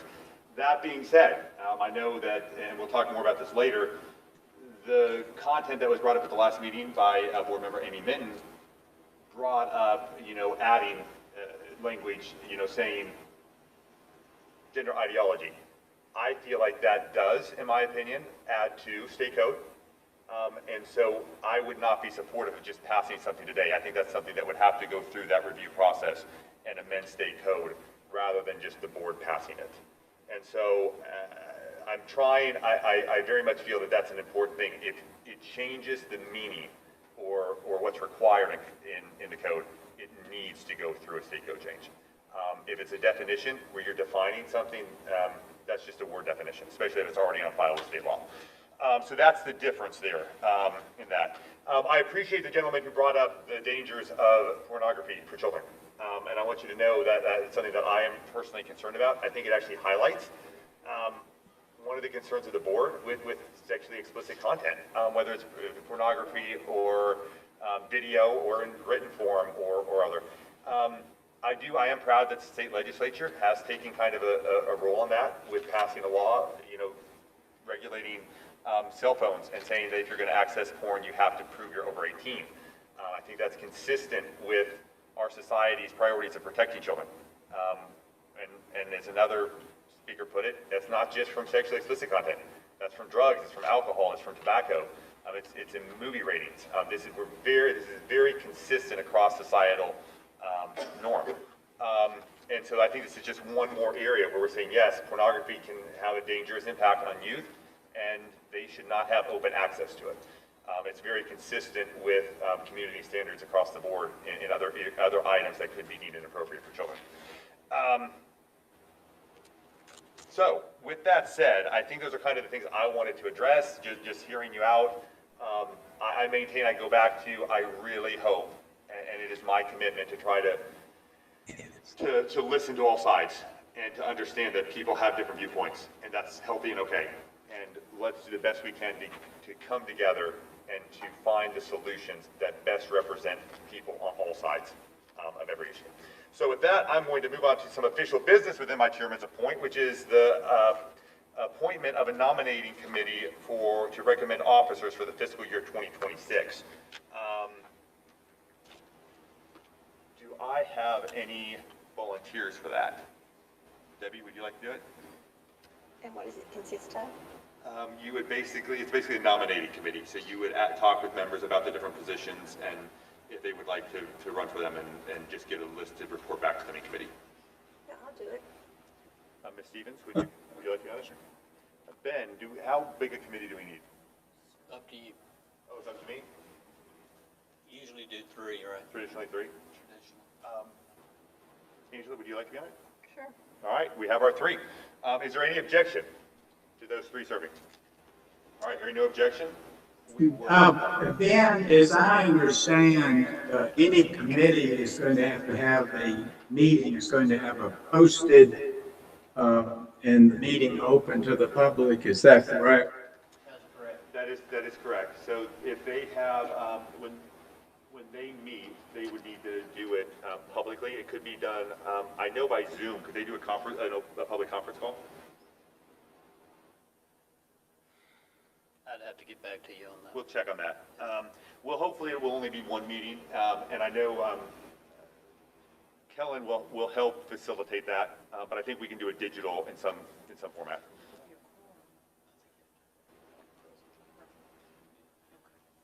There'll have to be a quorum of that subcommittee. Yep, present. In a single location at the open meeting.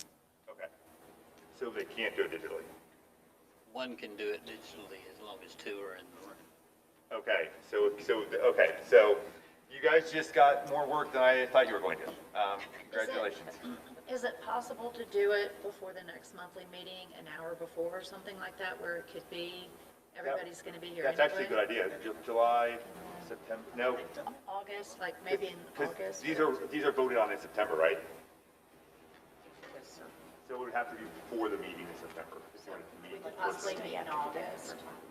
We'll meet in August, or you can meet before the meeting. If you wanted to get here early, you can meet before the meeting. That's what I was talking about, meeting before Yeah, the let's meeting, do that. but So allowing it would be the it for. September meeting. Right, allowing it to be open. Yeah. And you can talk to individual board members about their desire to run. You just can't meet as a group to talk about it unless you're in a public meeting. Okay, and I'm probably going to be out for the September meeting. Will that We'll have impact a me quorum being without on you. it? Okay. Hopefully. Okay, just confirming. If not, we're going to blame it on Ben. Okay. Why not? And actually, if those 3 members are amenable to it, I would like to appoint the same 3 members to an evaluation committee for the interim director's annual performance. It turns out, not that I'm just not anxious to have a review, you understand, but from what our HR person told me, in my position now, since I'm a merit employee, then I don't have to do it for this particular time. This year? Yes, sir, because in my position I'm topped out on my pay scale, and so I don't need something to go, there's nowhere to go. Okay. And so she got permission. I mean, there's nowhere to go but down. Which is not I'm kidding. You know, I have to think about that one. But yeah, she actually talked to personnel. Yeah. So we don't have to do that? No, ma'am. Okay. All right, so that is not needed. And with that concludes my chairman's report. Do we vote on that? Vote on? Okay, I didn't Oh, yes, Ron I or did without Dennis, I did and without I did. objection. Okay. Yep, on the first one. So the first committee is approved. All right, next item is unfinished business. So old business, you'll see in your packet. The first item on old business is the gender ideology deemed inappropriate for children under APLS code that was submitted by Amy Minton. Once again, like I said, and I apologize. It's hard, you know, and I ask for you to bear with us because it's hard when you have a group like this that's required to have open meetings. There's not a lot of discussion before meetings. Sometimes it may look like we're doing things at the drop of a hat, or things are coming up that no one else knows about. Well, a lot of times it's because even the other board members didn't know about it until this meeting. I take that really seriously, and I work very hard to make sure that we are completely transparent and that things are only coming up in this public board meeting. And so I feel very strongly that, you know, any additional language here should be an admin code change instead of just a definition. Well, let me ask you something. Before we get into that, can can you address the summer reading programs? Because I wanted to say, I have it right here. Okay, I have not finished my chairman's report. I actually have 3 items that I wanted to go over that are handwritten on my list. The first is minutes. I was looking over the minutes, and I talked with Vanessa about this. Most of the time, business minutes of an organization record the votes. And Vanessa has done an amazing job doing really too much information, and it's been, I know it's a load all the time for you.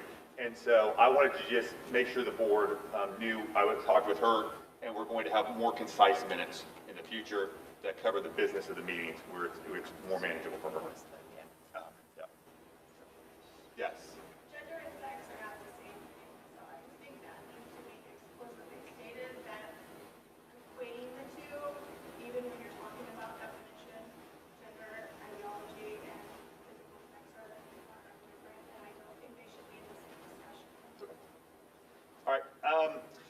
The second thing I was going to bring up is for the future, full transparency during a board meeting, I'm going to be changing, and Ron, I hope you can hear me here. I want to change all the start times for the meetings. Instead of doing them at 10 o'clock, I want to move them to 1 o'clock. That's going to allow people from North Alabama, South Alabama. I've gotten some complaints from folks who have trouble getting here at 10. I don't see any reason we have to do them at 10. I think this should work well, and it'll give us opportunities as well. But I wanted to do that before making that change permanent. I want to do it in a meeting where everyone hears. Is there any objection to the board members? I mean, I don't think this needs to be a vote, but I want to make sure we include everyone. that's very helpful. Okay. All right. Excellent. So just to everyone listening and to the staff, if you want to change that for the future meetings on the Secretary of State's website, like as we list them, we'll list So them for 1 starting in o'clock. August, we'll go 12 Or September. I mean, Next meeting in September. Yep. Okay, we're not meeting. So from September meeting on, we'll be doing them at 1 o'clock. And then the final thing, that's on my handwritten notes from the agenda. How many library directors we have in here? Raise your hand if you would. That counts. Although this isn't going to be directly for you. I have heard so many good reports on the summer reading programs you guys have put together. It is remarkable, some of the creativity and some of the things that I have seen with our local libraries. I know in North Alabama, I've been really impressed, and I want to thank all of you for the creativity and the work you put into those programs. That is the type of thing that we don't dwell on enough because we get sidetracked and we get bogged down with drama. And I want to highlight that because I think it shows the intent of what good libraries should be doing, which is encouraging young people to read and explore. Yes. So I want to thank you all for not just those in the room, but across the state, all the local library directors who have done such a great job with our summer reading programs. All right. So moving on, we have the gender ideology definition. That I'm not comfortable passing that as a definition, and I would ask that if you want to do it, that we look at language for a code amendment instead. Okay.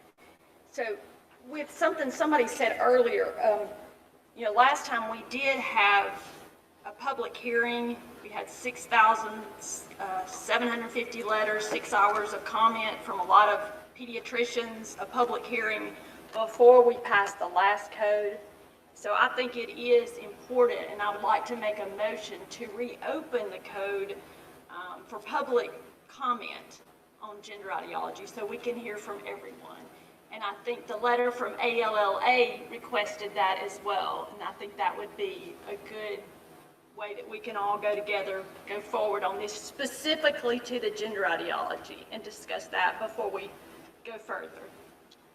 I do have a recommendation if we're doing a code to do something shorter than what you had read last time. Okay. I have a draft that I have worked on with some counsel, and I wanted to make sure that was like, let me hand this out.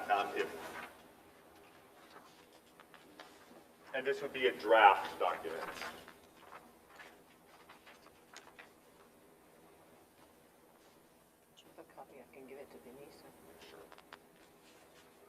And you have worked on this with some legal counsel, you said? Yes. Okay. Read, or could you have someone to post that inside the chat? You read it, you read it. All right, so it would add into section I of the code, it would add under this section any material that promotes, engages, or positively depicts gender, transgender procedures, gender ideology, or the concept of more than two biological genders shall be considered inappropriate for children and youth. So I would like to make a motion that we move into the public comment time and open the code to discuss that before we go any further with it. So in other words, it would be open to discuss that particular part before we go further. And have the same thing that we did last time, the public hearing, bring in professionals, anybody that wants to speak on it. Kellen knows that it's usually taken on by the executive directors of the agency. But there's a particular process that you go through the state's administrative procedures. Yeah, we have to go through all of that. And so there is a process that we have to follow that the Legislative Services Agency handles. That's the admin code. That's one reason why it takes so long to actually change the code, because of all the steps. Angela knows it. She's been around this. Do you know if it's 60 days or 90 days? You have to have an open, bless you, an open period for comment of at least 45 days. And then 90 is the max. Now, generally, we usually had been doing it closer to 45 or possibly 50, just to make sure we're in that window. 90 days, y'all, that takes a while if you're going to wait that long. Now, the great thing about it is, since I have been here, I have probably had to redo all of our chapters. I still wake up screaming, Ben, about doing this. But they have automated the process, and it is so much easier. And so I can go in, put in my changes. They automatically do the marks on it, and they go ahead and let you know which date you can start, which is great. So I don't have to sit there and figure it out. And so it's much faster. You do it all automated. You can get to your comment period, and then we go through, and then once we go through all of those hoops and that, then it tells you that yes, you can go ahead and, I believe it's certify the chapter or the rule number in here, and then and then they give you, then there's a weird thing where you have to wait a certain period, but they tell you what your quote unquote effective date is. And so that's why the effective date last year, even though we started in the spring with all of that, it wasn't until July that it was effective. So you just have to go through all of the steps. Right. But they do take the dates that you have, and that's very helpful. It sure beats trying to sit there and count them up yourself. Yeah. And y'all, I'll just go ahead and tell you, it's all manually processed. We used to have to make 30 copies of it. And then they wanted us to put a copy of it on like a floppy disk. Hello? Yes, I think we're a little changed since then. And so now it's all automated. Automated. All right. Okay, then is there anything inappropriate with the motion that Amy made as far as legality, like to start the process? Use this wording as a basis point to start the process. That's my understanding, yeah. Good with that? Yes. All right, is there a second to that motion? Second. Second from Angela. All right, we have a motion and a second. Is there any discussion? I already had discussion. All right, all in favor say aye. All those opposed? No. No. All right, noted. The ayes have it. Moving on, the second item is the Fairhope Public Library compliance, non-compliance with administrative code rules. I know we have the Fairhope Library board director as well as the board chairman in the room. Have you finished your review process? So, one more book. All right, excellent. I know we received some information from people today with other books. I don't think any action needs to be taken on this until they have completely finished the review, just out of respect for you guys, unless you have a different. John, I would ask too that he be supplied that to make sure he has a copy of the information that's saying. Yeah, and we'll get you guys a copy of the information we got concerning Fairhope as well, just so you're on the same page. But I want this to be a fully thought out process. So I want you guys to have the time to finish your complete review before we look at it. All right. Any other discussion on that, or any other opinions? All right. LSTA update. Kellen? Okay. Before I get started on that, I did want to make a comment. Before I came here, I was a public librarian. I was a department head in Birmingham, and it was an adult department. And I just want y'all to, I think it's very important for folks to realize that in a public library, our charge is to have all sides of an issue represented. And so because they may have a book on something does not mean they agree with that particular book, but it is something that is available for someone who may want to have it. And so it's kind of sad to me in a way, because the strength of a public library also makes us a target, and which is unfortunate. It's very unfortunate. I'll give you an example. The department I had in Birmingham, we had the entire religion section. We also had some other sections. But of course we had books on Christianity, and we had every version of the Bible, of course, and we had Judaism, and we had Islam, and we had all the world religions. Did not mean that we were trying to endorse any of that, right? Yes. Okay. We just had that information. Now, we also had the Scientology, we had the occult, we had all of that. Now, I think it's funny because folks in Birmingham, I'm sure this is still true. Okay, you know the #1 book in our department that was always stolen? The Bible. I'm like, did y'all not get to the 10 Commandments? You know, I'm just wondering.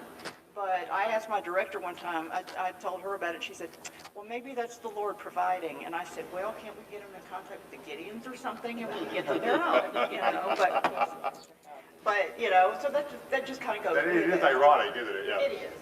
And I'm sorry, let me say one more thing. And also in my time here, especially working with the grants, and you guys have said this several times too, but libraries are about so much more than what's on their shelf. Obviously, the summer library program is very important because that's the whole point of it. You're trying to help these kids get to their next grade. But we have, I think there's really some cool things in some of the libraries. We have some seed libraries. They check out seeds, they go plant them, then they bring a seedling back, and that's them returning them to the library. We have several libraries that have library of things, cookware, power tools, all of this kind of stuff. And so I just think it's, unfortunately, I think all of the controversy overshadows so much of what they do. Amazing. So, but just let me put that plug in there. Okay. I think we should have every library do the seed thing, because I think that is really cool. Like There's some in here, because I know that there's some libraries in here that do it. So I just think that's cool. Of course, they won't get anything from me because I have a brown thumb, so I can't grab anything, but that's okay. But I will move on to LSTA for you. Since our last meeting, we did receive the second portion of our 25 allotment. We have now received the full $3 million. Jennifer, y'all, is out of town today, so unfortunately she's not here to make any comments on it, but she and I spoke yesterday. And so now our big thing is, though now we're kind of concerned about 26. And from what I understand, and with APLS, I'll tell you this, they have brought back some of their staff, including our program officer, and we think it's probably because since they have issued all this money across the state, they better have the staff to, you know, get it administered that way. We don't know how long they will be there. We still don't know what the future of them is. And from what I understand, the Appropriations Committee in the House is meeting, I want to say the 21st, which is Monday. And they are supposed to, that's where the money is for APLS. Now, in the proposed budget, if I understand this correctly, there is like a $6 million appropriation for APLS to go toward their shutdown for them to close out. I don't know if that's going to get changed or not, obviously. The Senate still has to meet. In the meantime, we also have the LSTA Act has to be reauthorized. And so all of that is coming down the pike. So it's the next, gosh, I think that's in September. So there's going to be a lot of stuff going on between now and the fall and then into the winter. I wish I could tell, I can't tell our libraries. I've spoken to some of them. That's one reason why we couldn't have FY26 grants, because we didn't know if the funding was going to be there, and they understand that. Of course, obviously it's disappointing, but they do understand that. But going forward, that is what the future is looking like right now. So, All right, excellent. Now, I wish I had better news.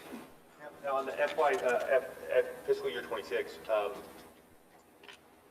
we don't know on the federal level whether we're getting the money. No, sir, we don't. And so they've just now given us the second half of the 25. Right. And so they generally do the allocations early in the year, but depending on how this budget goes, we don't know if they close out IMLS or they're going to keep LSTA, but it's going to go through somebody else. There's just too many things that we just don't know. Right. Now we do have the guaranteed state funding for fiscal year 26. For 26. Now, if these legislators, hint, hint, will keep it in there for going forward, that would be good. Just to cover our bases. And I think that would be state budget 26. So the potential gap would be the second 2 quarters of 2025. Is that correct? Because we don't know if we'll get the. Yes, sir. Okay, let me see. So since I know, I'm sorry, it runs on 2 years. It's real confusing. So the 25 grant from IMLS actually runs from October the 1st of 24 to September 30th of 26. It actually covers 2 years. Okay. And then when they do another allocation, it shares a year. So it gets real confusing on which pot of money you're spending out of. Oh, speaking of Jennifer, we have finished, I can announce, we have finished the 24 drawdowns from IMLS, and so that is now complete, which means, excuse me, I can start working on my year-end report to IMLS. And so we started pulling down from, excuse me, for 25. And she also wanted me to tell people that I don't know how many, but fourth quarter state aid checks were going out yesterday or this morning. So she wanted me to add that in there. Yeah, excellent. Yeah, I guess what I was. That was just confusing. Yeah, I'm sorry. well, no, I think my biggest thing is let's talk afterwards, like what I need, like if there's something I can do. I want to try to make sure we get the grants as soon as we can nail down for 26, because I think that's something we want to keep available for our local libraries. All right. So that brings us to filing. Filing essential positions at APLS. Is Jay still in here? Somewhere? Okay. This was the IT systems technician, which is on our help desk. And this young man is here. I maybe run grid him so y'all can meet him. Oh yeah, bring him for the firing squad. He would run screaming at that time, but he's very nice young man. I mean, he's a young man. I mean, it could be his parent or more than that, but that's okay. But he's real enthusiastic, and he's learned quite a bit. And so we're thrilled to have him, especially I know our IT department, because they've been one person short on that help desk for close to a year. That's a lot when you've got 200-something libraries. Okay, all right, excellent. Position. That's a very important position to service all the libraries. Yeah. Plus, the other helpless guy is in England right now visiting his sister, so he gets a little. Item 5 on section F, really I've already covered that one, talking about the difference between a code change and a definition. I don't think we need to really cover anything else there. That moves us on to section G. I was going to say, but I'm going to kind of turn things over to you, Kellen, on this section, because I feel like these are most of your items. Okay. Rhonda, do you have anything you want to say about it, or? She is our regional librarian for the blind downstairs, and this is her consumer advisory committee. Correct. Our advisory committee allows us to spend the funding that we receive through donations from our various patrons, and we're able to supply materials to clients when we go out in the field. We purchase things like stress balls, we purchase rise and We've been going through those, We purchase rise and wands that allow individuals to, if the device and you point it at something, you can record what that object is, and then it plays it back for you. We have a couple of those that we use for prizes for our summer reading club. They allow us to purchase information for our volunteers as well, snacks, water, things like that. So this group of individuals acts similarly to this board here. We have expenses that we have income that comes in, so we have a chair, vice chair, and a secretary. So these are reappointments to these individuals. So these are all reappointments. There's no new. Correct. These are all reappointments. All right, excellent. And thank you for the work you did there. I know the first time, my first board meeting, back when APLS board was boring, I was elected before all the controversy came up. And first thing I did when I took a tour, I love what we do with library. I don't think that gets enough credit out there, and so I appreciate the work you guys do. I know there's a lot of people around the state who appreciate it. All right, excellent. Do I have a motion to approve this this committee, the advisory committee? I have a motion. Do I have a second? A second. Second from Debbie. All right. Any discussion? Hearing no discussion, we'll take a vote. All in favor, say aye. Aye. Aye. Any opposed? All right. Hearing no opposed, it is so ordered. Let me make one more comment. Yeah. This committee is comprised of these different agencies, and that is in their bylaws that these representatives are on this committee. One of the representatives is from the Governor's Office on Disabilities. That was Dr. Graham Sisson. He retired in June. We're waiting for the new one to get done, and then we will put them on. Okay. So we have a current vacancy, but that should be filled by the Governor's Office where we did with admin. We're hoping so, yes. But we're waiting for the Disabilities Office to do what they need to do. Before we move on to the second part of new business, I had a couple things I was going to bring up. One is something that I've heard from some of the smaller local libraries is they may not even have enough funds to match the LPS grant requirements, and I think that's a tragedy because I think a lot of times grants can be most useful to our smaller libraries because they don't have guaranteed funding, especially in rural areas or poor counties where their local government may not have the money to put into their library, and that cuts them out of even having access for LPS grants. And I think that's something that is near and dear to my heart. I grew up in a rural area. I love libraries, and I don't want to cut these local libraries out of having that ability. So I would like to accept a motion to allow libraries, if they do not have the ability to ask for to match LTS grants, to be able to submit a letter requesting an exemption from that. And then we could look at it and vote on that based on their letter. I kind of feel like that's a good system where we're still saying, look, if you can do the matching funds, do it. But if you can't, write us a letter and we'll try to give you grace for the libraries who don't have that ability. Is that legal? Because some of these things, some of the grants we get are required to have matching Yeah, funds. I'll explain the match process. Okay, by law, we do have to have a match to our federal money. That is a true statement. That's part of that. Yes, ma'am. But when we get our allotment, we actually satisfy that match with state funds. So as far as IMLS is concerned, we are in compliance. Our match is there, and so is our MOE. Okay, so that's just state funds. Right, we take care of it from our state funds, and so then we can give some mercy to the local libraries. So I'm not even worried about the requirement in order to get the money because we're set there. Okay, from what I understand, and it was put into place before I got here, was that I believe that the match requirement was put into place because it helps motivate the communities to have some buy-in to what these people are trying to do. Okay, now, it is true that a lot of these small libraries, they may not be able to afford the match. I have talked to my advisory council several times, in fact, I'll talk to them again probably, about this, is that we have discussed lowering the match amount. Right now it's 25% across the board, except for vehicles, which is 100% because those things are so expensive.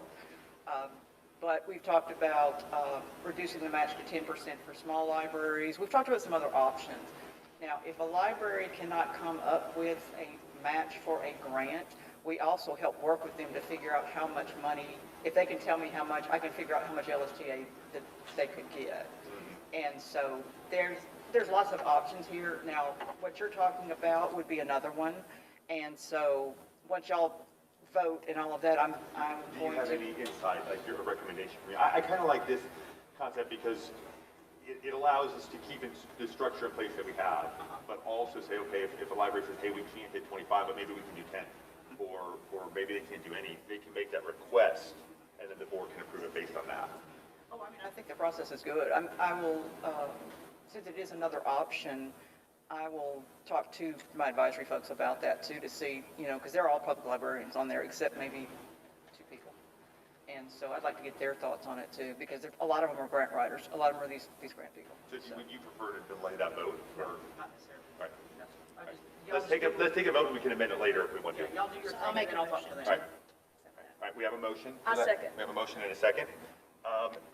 We kind of already had discussion. Any more discussion? All right, hearing no more discussion, we'll take a vote. All in favor, say aye. Aye. All those opposed? All right, the ayes have it.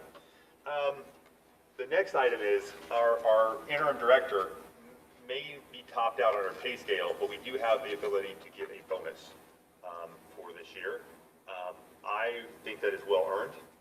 She did not get an increase. I noticed you're not looking at me. Oh, sorry. No. I was talking about, I was like, but I want to commend you. I know you stepped into a hard position.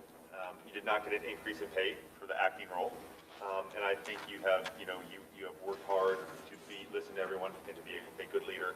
And I think you very much deserve a bonus. I believe the maximum bonus we can do is $5,000. And I would ask for a motion for that amount. I'll make a motion. Okay, I'm going to give that one to Jaria. So we got a motion for Jaria, a second from Amy. How's that? I do appreciate that very much. Thank you. And I'll just use it to just pay you guys off for, giving me the bonus. I can just use it for that. So. Oh, shoot, that's right. I gotta get the money before I can do that. Yeah, that's right. Don't talk. It's a public meeting. What are you doing? There's press in the room. Y'all didn't hear that. Y'all didn't hear that.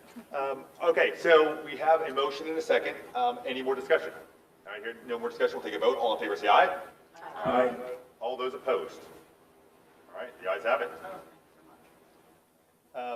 Okay, perfect. Then moving on to the back of your agenda. This is section 2, LTS Advisory Council members' term of service expire without reappointment. So I assume these 3 are for reappointment? These are actually rotating off. Okay, they're rotating off. They can serve up to 2 terms back to back, and then they have to sit off for at least a term. A term is 3 years. And so Sheila from Enterprise, she's done her 6 years, and then Janet was at Mobile Public for several years as their IT person. She is retired. And then now Chris could have maybe re-upped it, but because of some things going on, he is not available. So that's why I've added him to that list. And then the next person is Sarah Owens, and she is from the Sylacauga Library. And she has done her 1 term, and she has said she would like to do a second one. Yes. Let's take a vote on that first. Is there any objection to reappointing Sarah Owens? All right, hearing no objection, so ordered. You will let her know. Do you have recommendations on the replacements for the other 3? Ask them, because it's very important for this council to have representation from every district in the state. And so when they are rotating off, we always ask them, do you have any suggestions for someone from your area? Okay. So I'm just going to wait. And we'll take care of that at the next board meeting. Yes, sir. Okay, perfect. Yes, sir. Okay. I will do a quick shout out to Chris Warren. I know you've been chairing that committee, correct? Yes. I just thank you for your service there. I'm a big fan of the grant system and trying to help our local libraries, and I appreciate the work you've done. How many years have you been on there? I've served 2 consecutive 3-year terms when I was the director in Auburn, so that's 6. So this is the end of my 3rd 3-year term, so this will be 9. 9 years. That's incredible. Thank you for your work there. All right. So I think that takes your yes. Sure. So I wanted to mention that something I wanted to bring up in visiting the libraries and speaking with the directors about the library cards and supplying a juvenile card across all of our libraries. And I'm wondering if we should maybe send out a letter with some clarification about that, as all of our libraries are doing it differently, and just making sure that requirement went out where those cards are, the juvenile cards are actually restricted versus an unrestricted card that the parent has to to go check out the books themselves because the juvenile cards are unrestricted. So just giving some clarification about the restriction versus the unrestriction and allowing the parents, obviously, to make that Yeah. final choice. Yeah. But just- I get nervous about this because every time I do something, I get somebody I know. goes.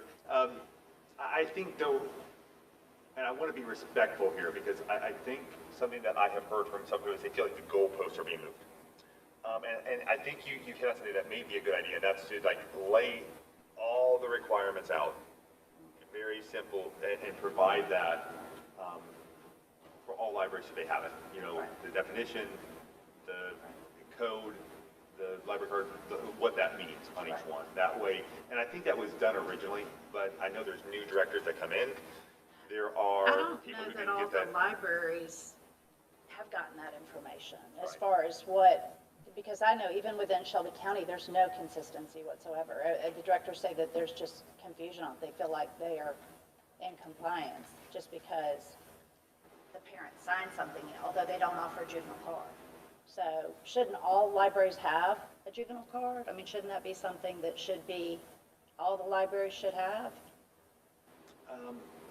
Under the code, I believe yes, because they would have a juvenile card. I and just then- like and then some parents could- clarification on yeah, that. yeah. So, yeah, I don't know how we, and what's been, because it was my understanding that we Kelly, do we did have send anything that like out. on the website or something like on the code changes and like information for library directors, like on what is required and information on it? And is it required that there's a juvenile, that all the libraries offer the juvenile card? Or that, Yes. can she come to the microphone?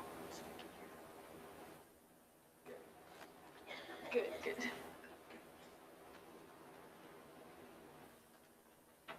Okay, so this is Katie Bailey. Basically, the way that the admin code changes were written and the way we understood it is that there was a mechanism for protecting children from sexually explicit material by the library card.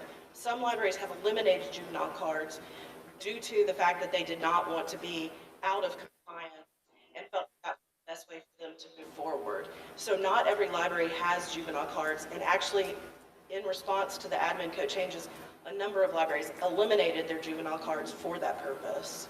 That's really confusing to me. Like that's a shame that that happened. So I feel like then either we failed in whether it was a failure on the board's part or in the communication of it, that eliminating a card doesn't solve the problem. Offering the card is what allows kids to have either restricted or unrestricted material, which is up to the parents. But at least offering the card was the I think the goal of it, not to eliminate them altogether. The problem, though, respectfully, is that that is not clear in the way that the admin code was written. I was gonna read. I just pulled this up because I was gonna read that just for clarity's sake. Section K, approve written guidelines that establish library cards for minors under the age of 18 must require parental approval before a minor's card is permitted to check out materials from the library's adult sections. So by eliminating the juvenile cards, the parents have to come in and check out whatever books they want. Yeah. So that solves part of the problem right there. So That's like, the way so- some so libraries they- interpret some it. libraries are not allowing children to get cards at all? Correct. That is correct.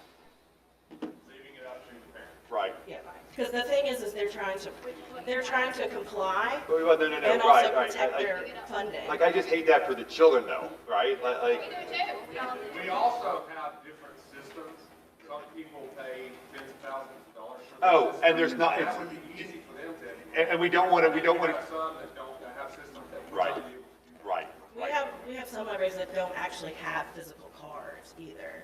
Those are the very poor libraries that just keep a list of people who they have as patrons because of the lack of funding for them to be They able don't to have a have card it system. online, Yeah. to be able to do that. So we're talking about huge gaps in funding for these libraries. I've got some libraries who have no book budget and they exist only on donations, and they're paying the director $8 an hour.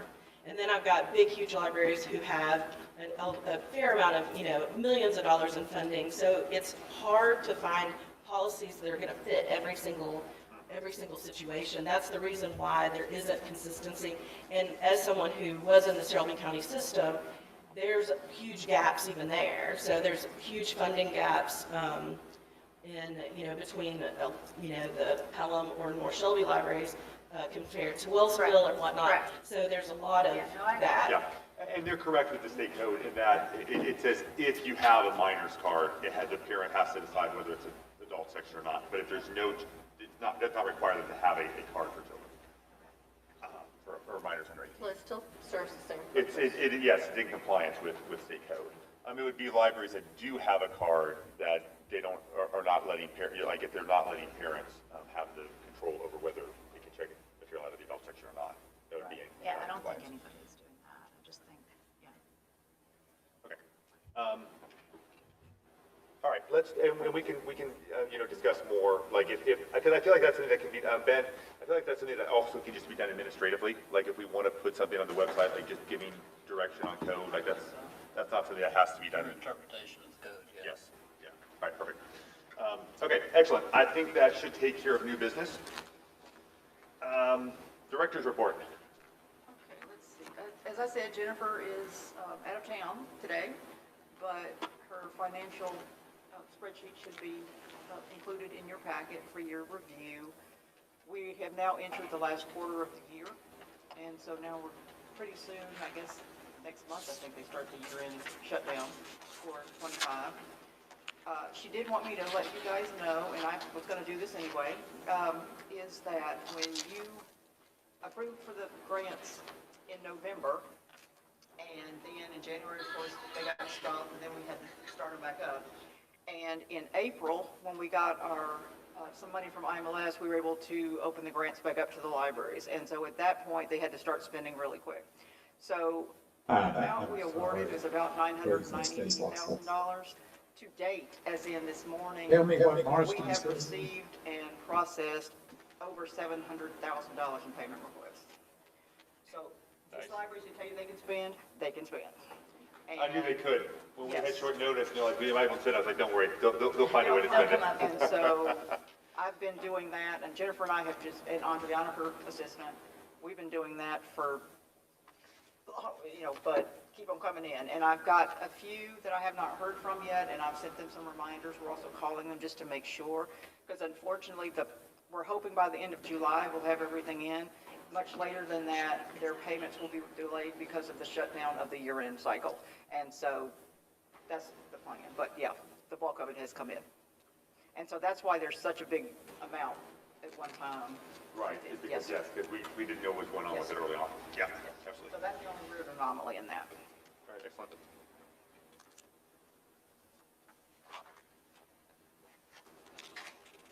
Yeah, I think your second item was the administrators meeting. Yeah, the agenda and the memo should be in there. I don't know if Katie wants to say anything about, no? Okay. So I'll just let you guys review that. All right, the building update. Oh, Randy's not here. That's right, I forgot. He is actually working from home today. Okay, so I will give you a quick description of what I know is going on. They have finished the construction in the Stacks area down the hall, and two of the offices in there, two of our IT people have now moved back in, and we are waiting. Our books are still being stored downstairs, and so we're going to start bringing those back up. So that has been done. Okay, the administrative division, they got their carpet just, I guess, a few weeks ago, so that all of that is completed. Our restrooms are being renovated. I'm not sure when that is going to occur. We're waiting, I believe, on the building commission or on the architect, and so hopefully we'll have an update on that later on. I think that's all that we've got going on right now in the building. All right, excellent. And then the front desk statistics are in your packet for your review. All right.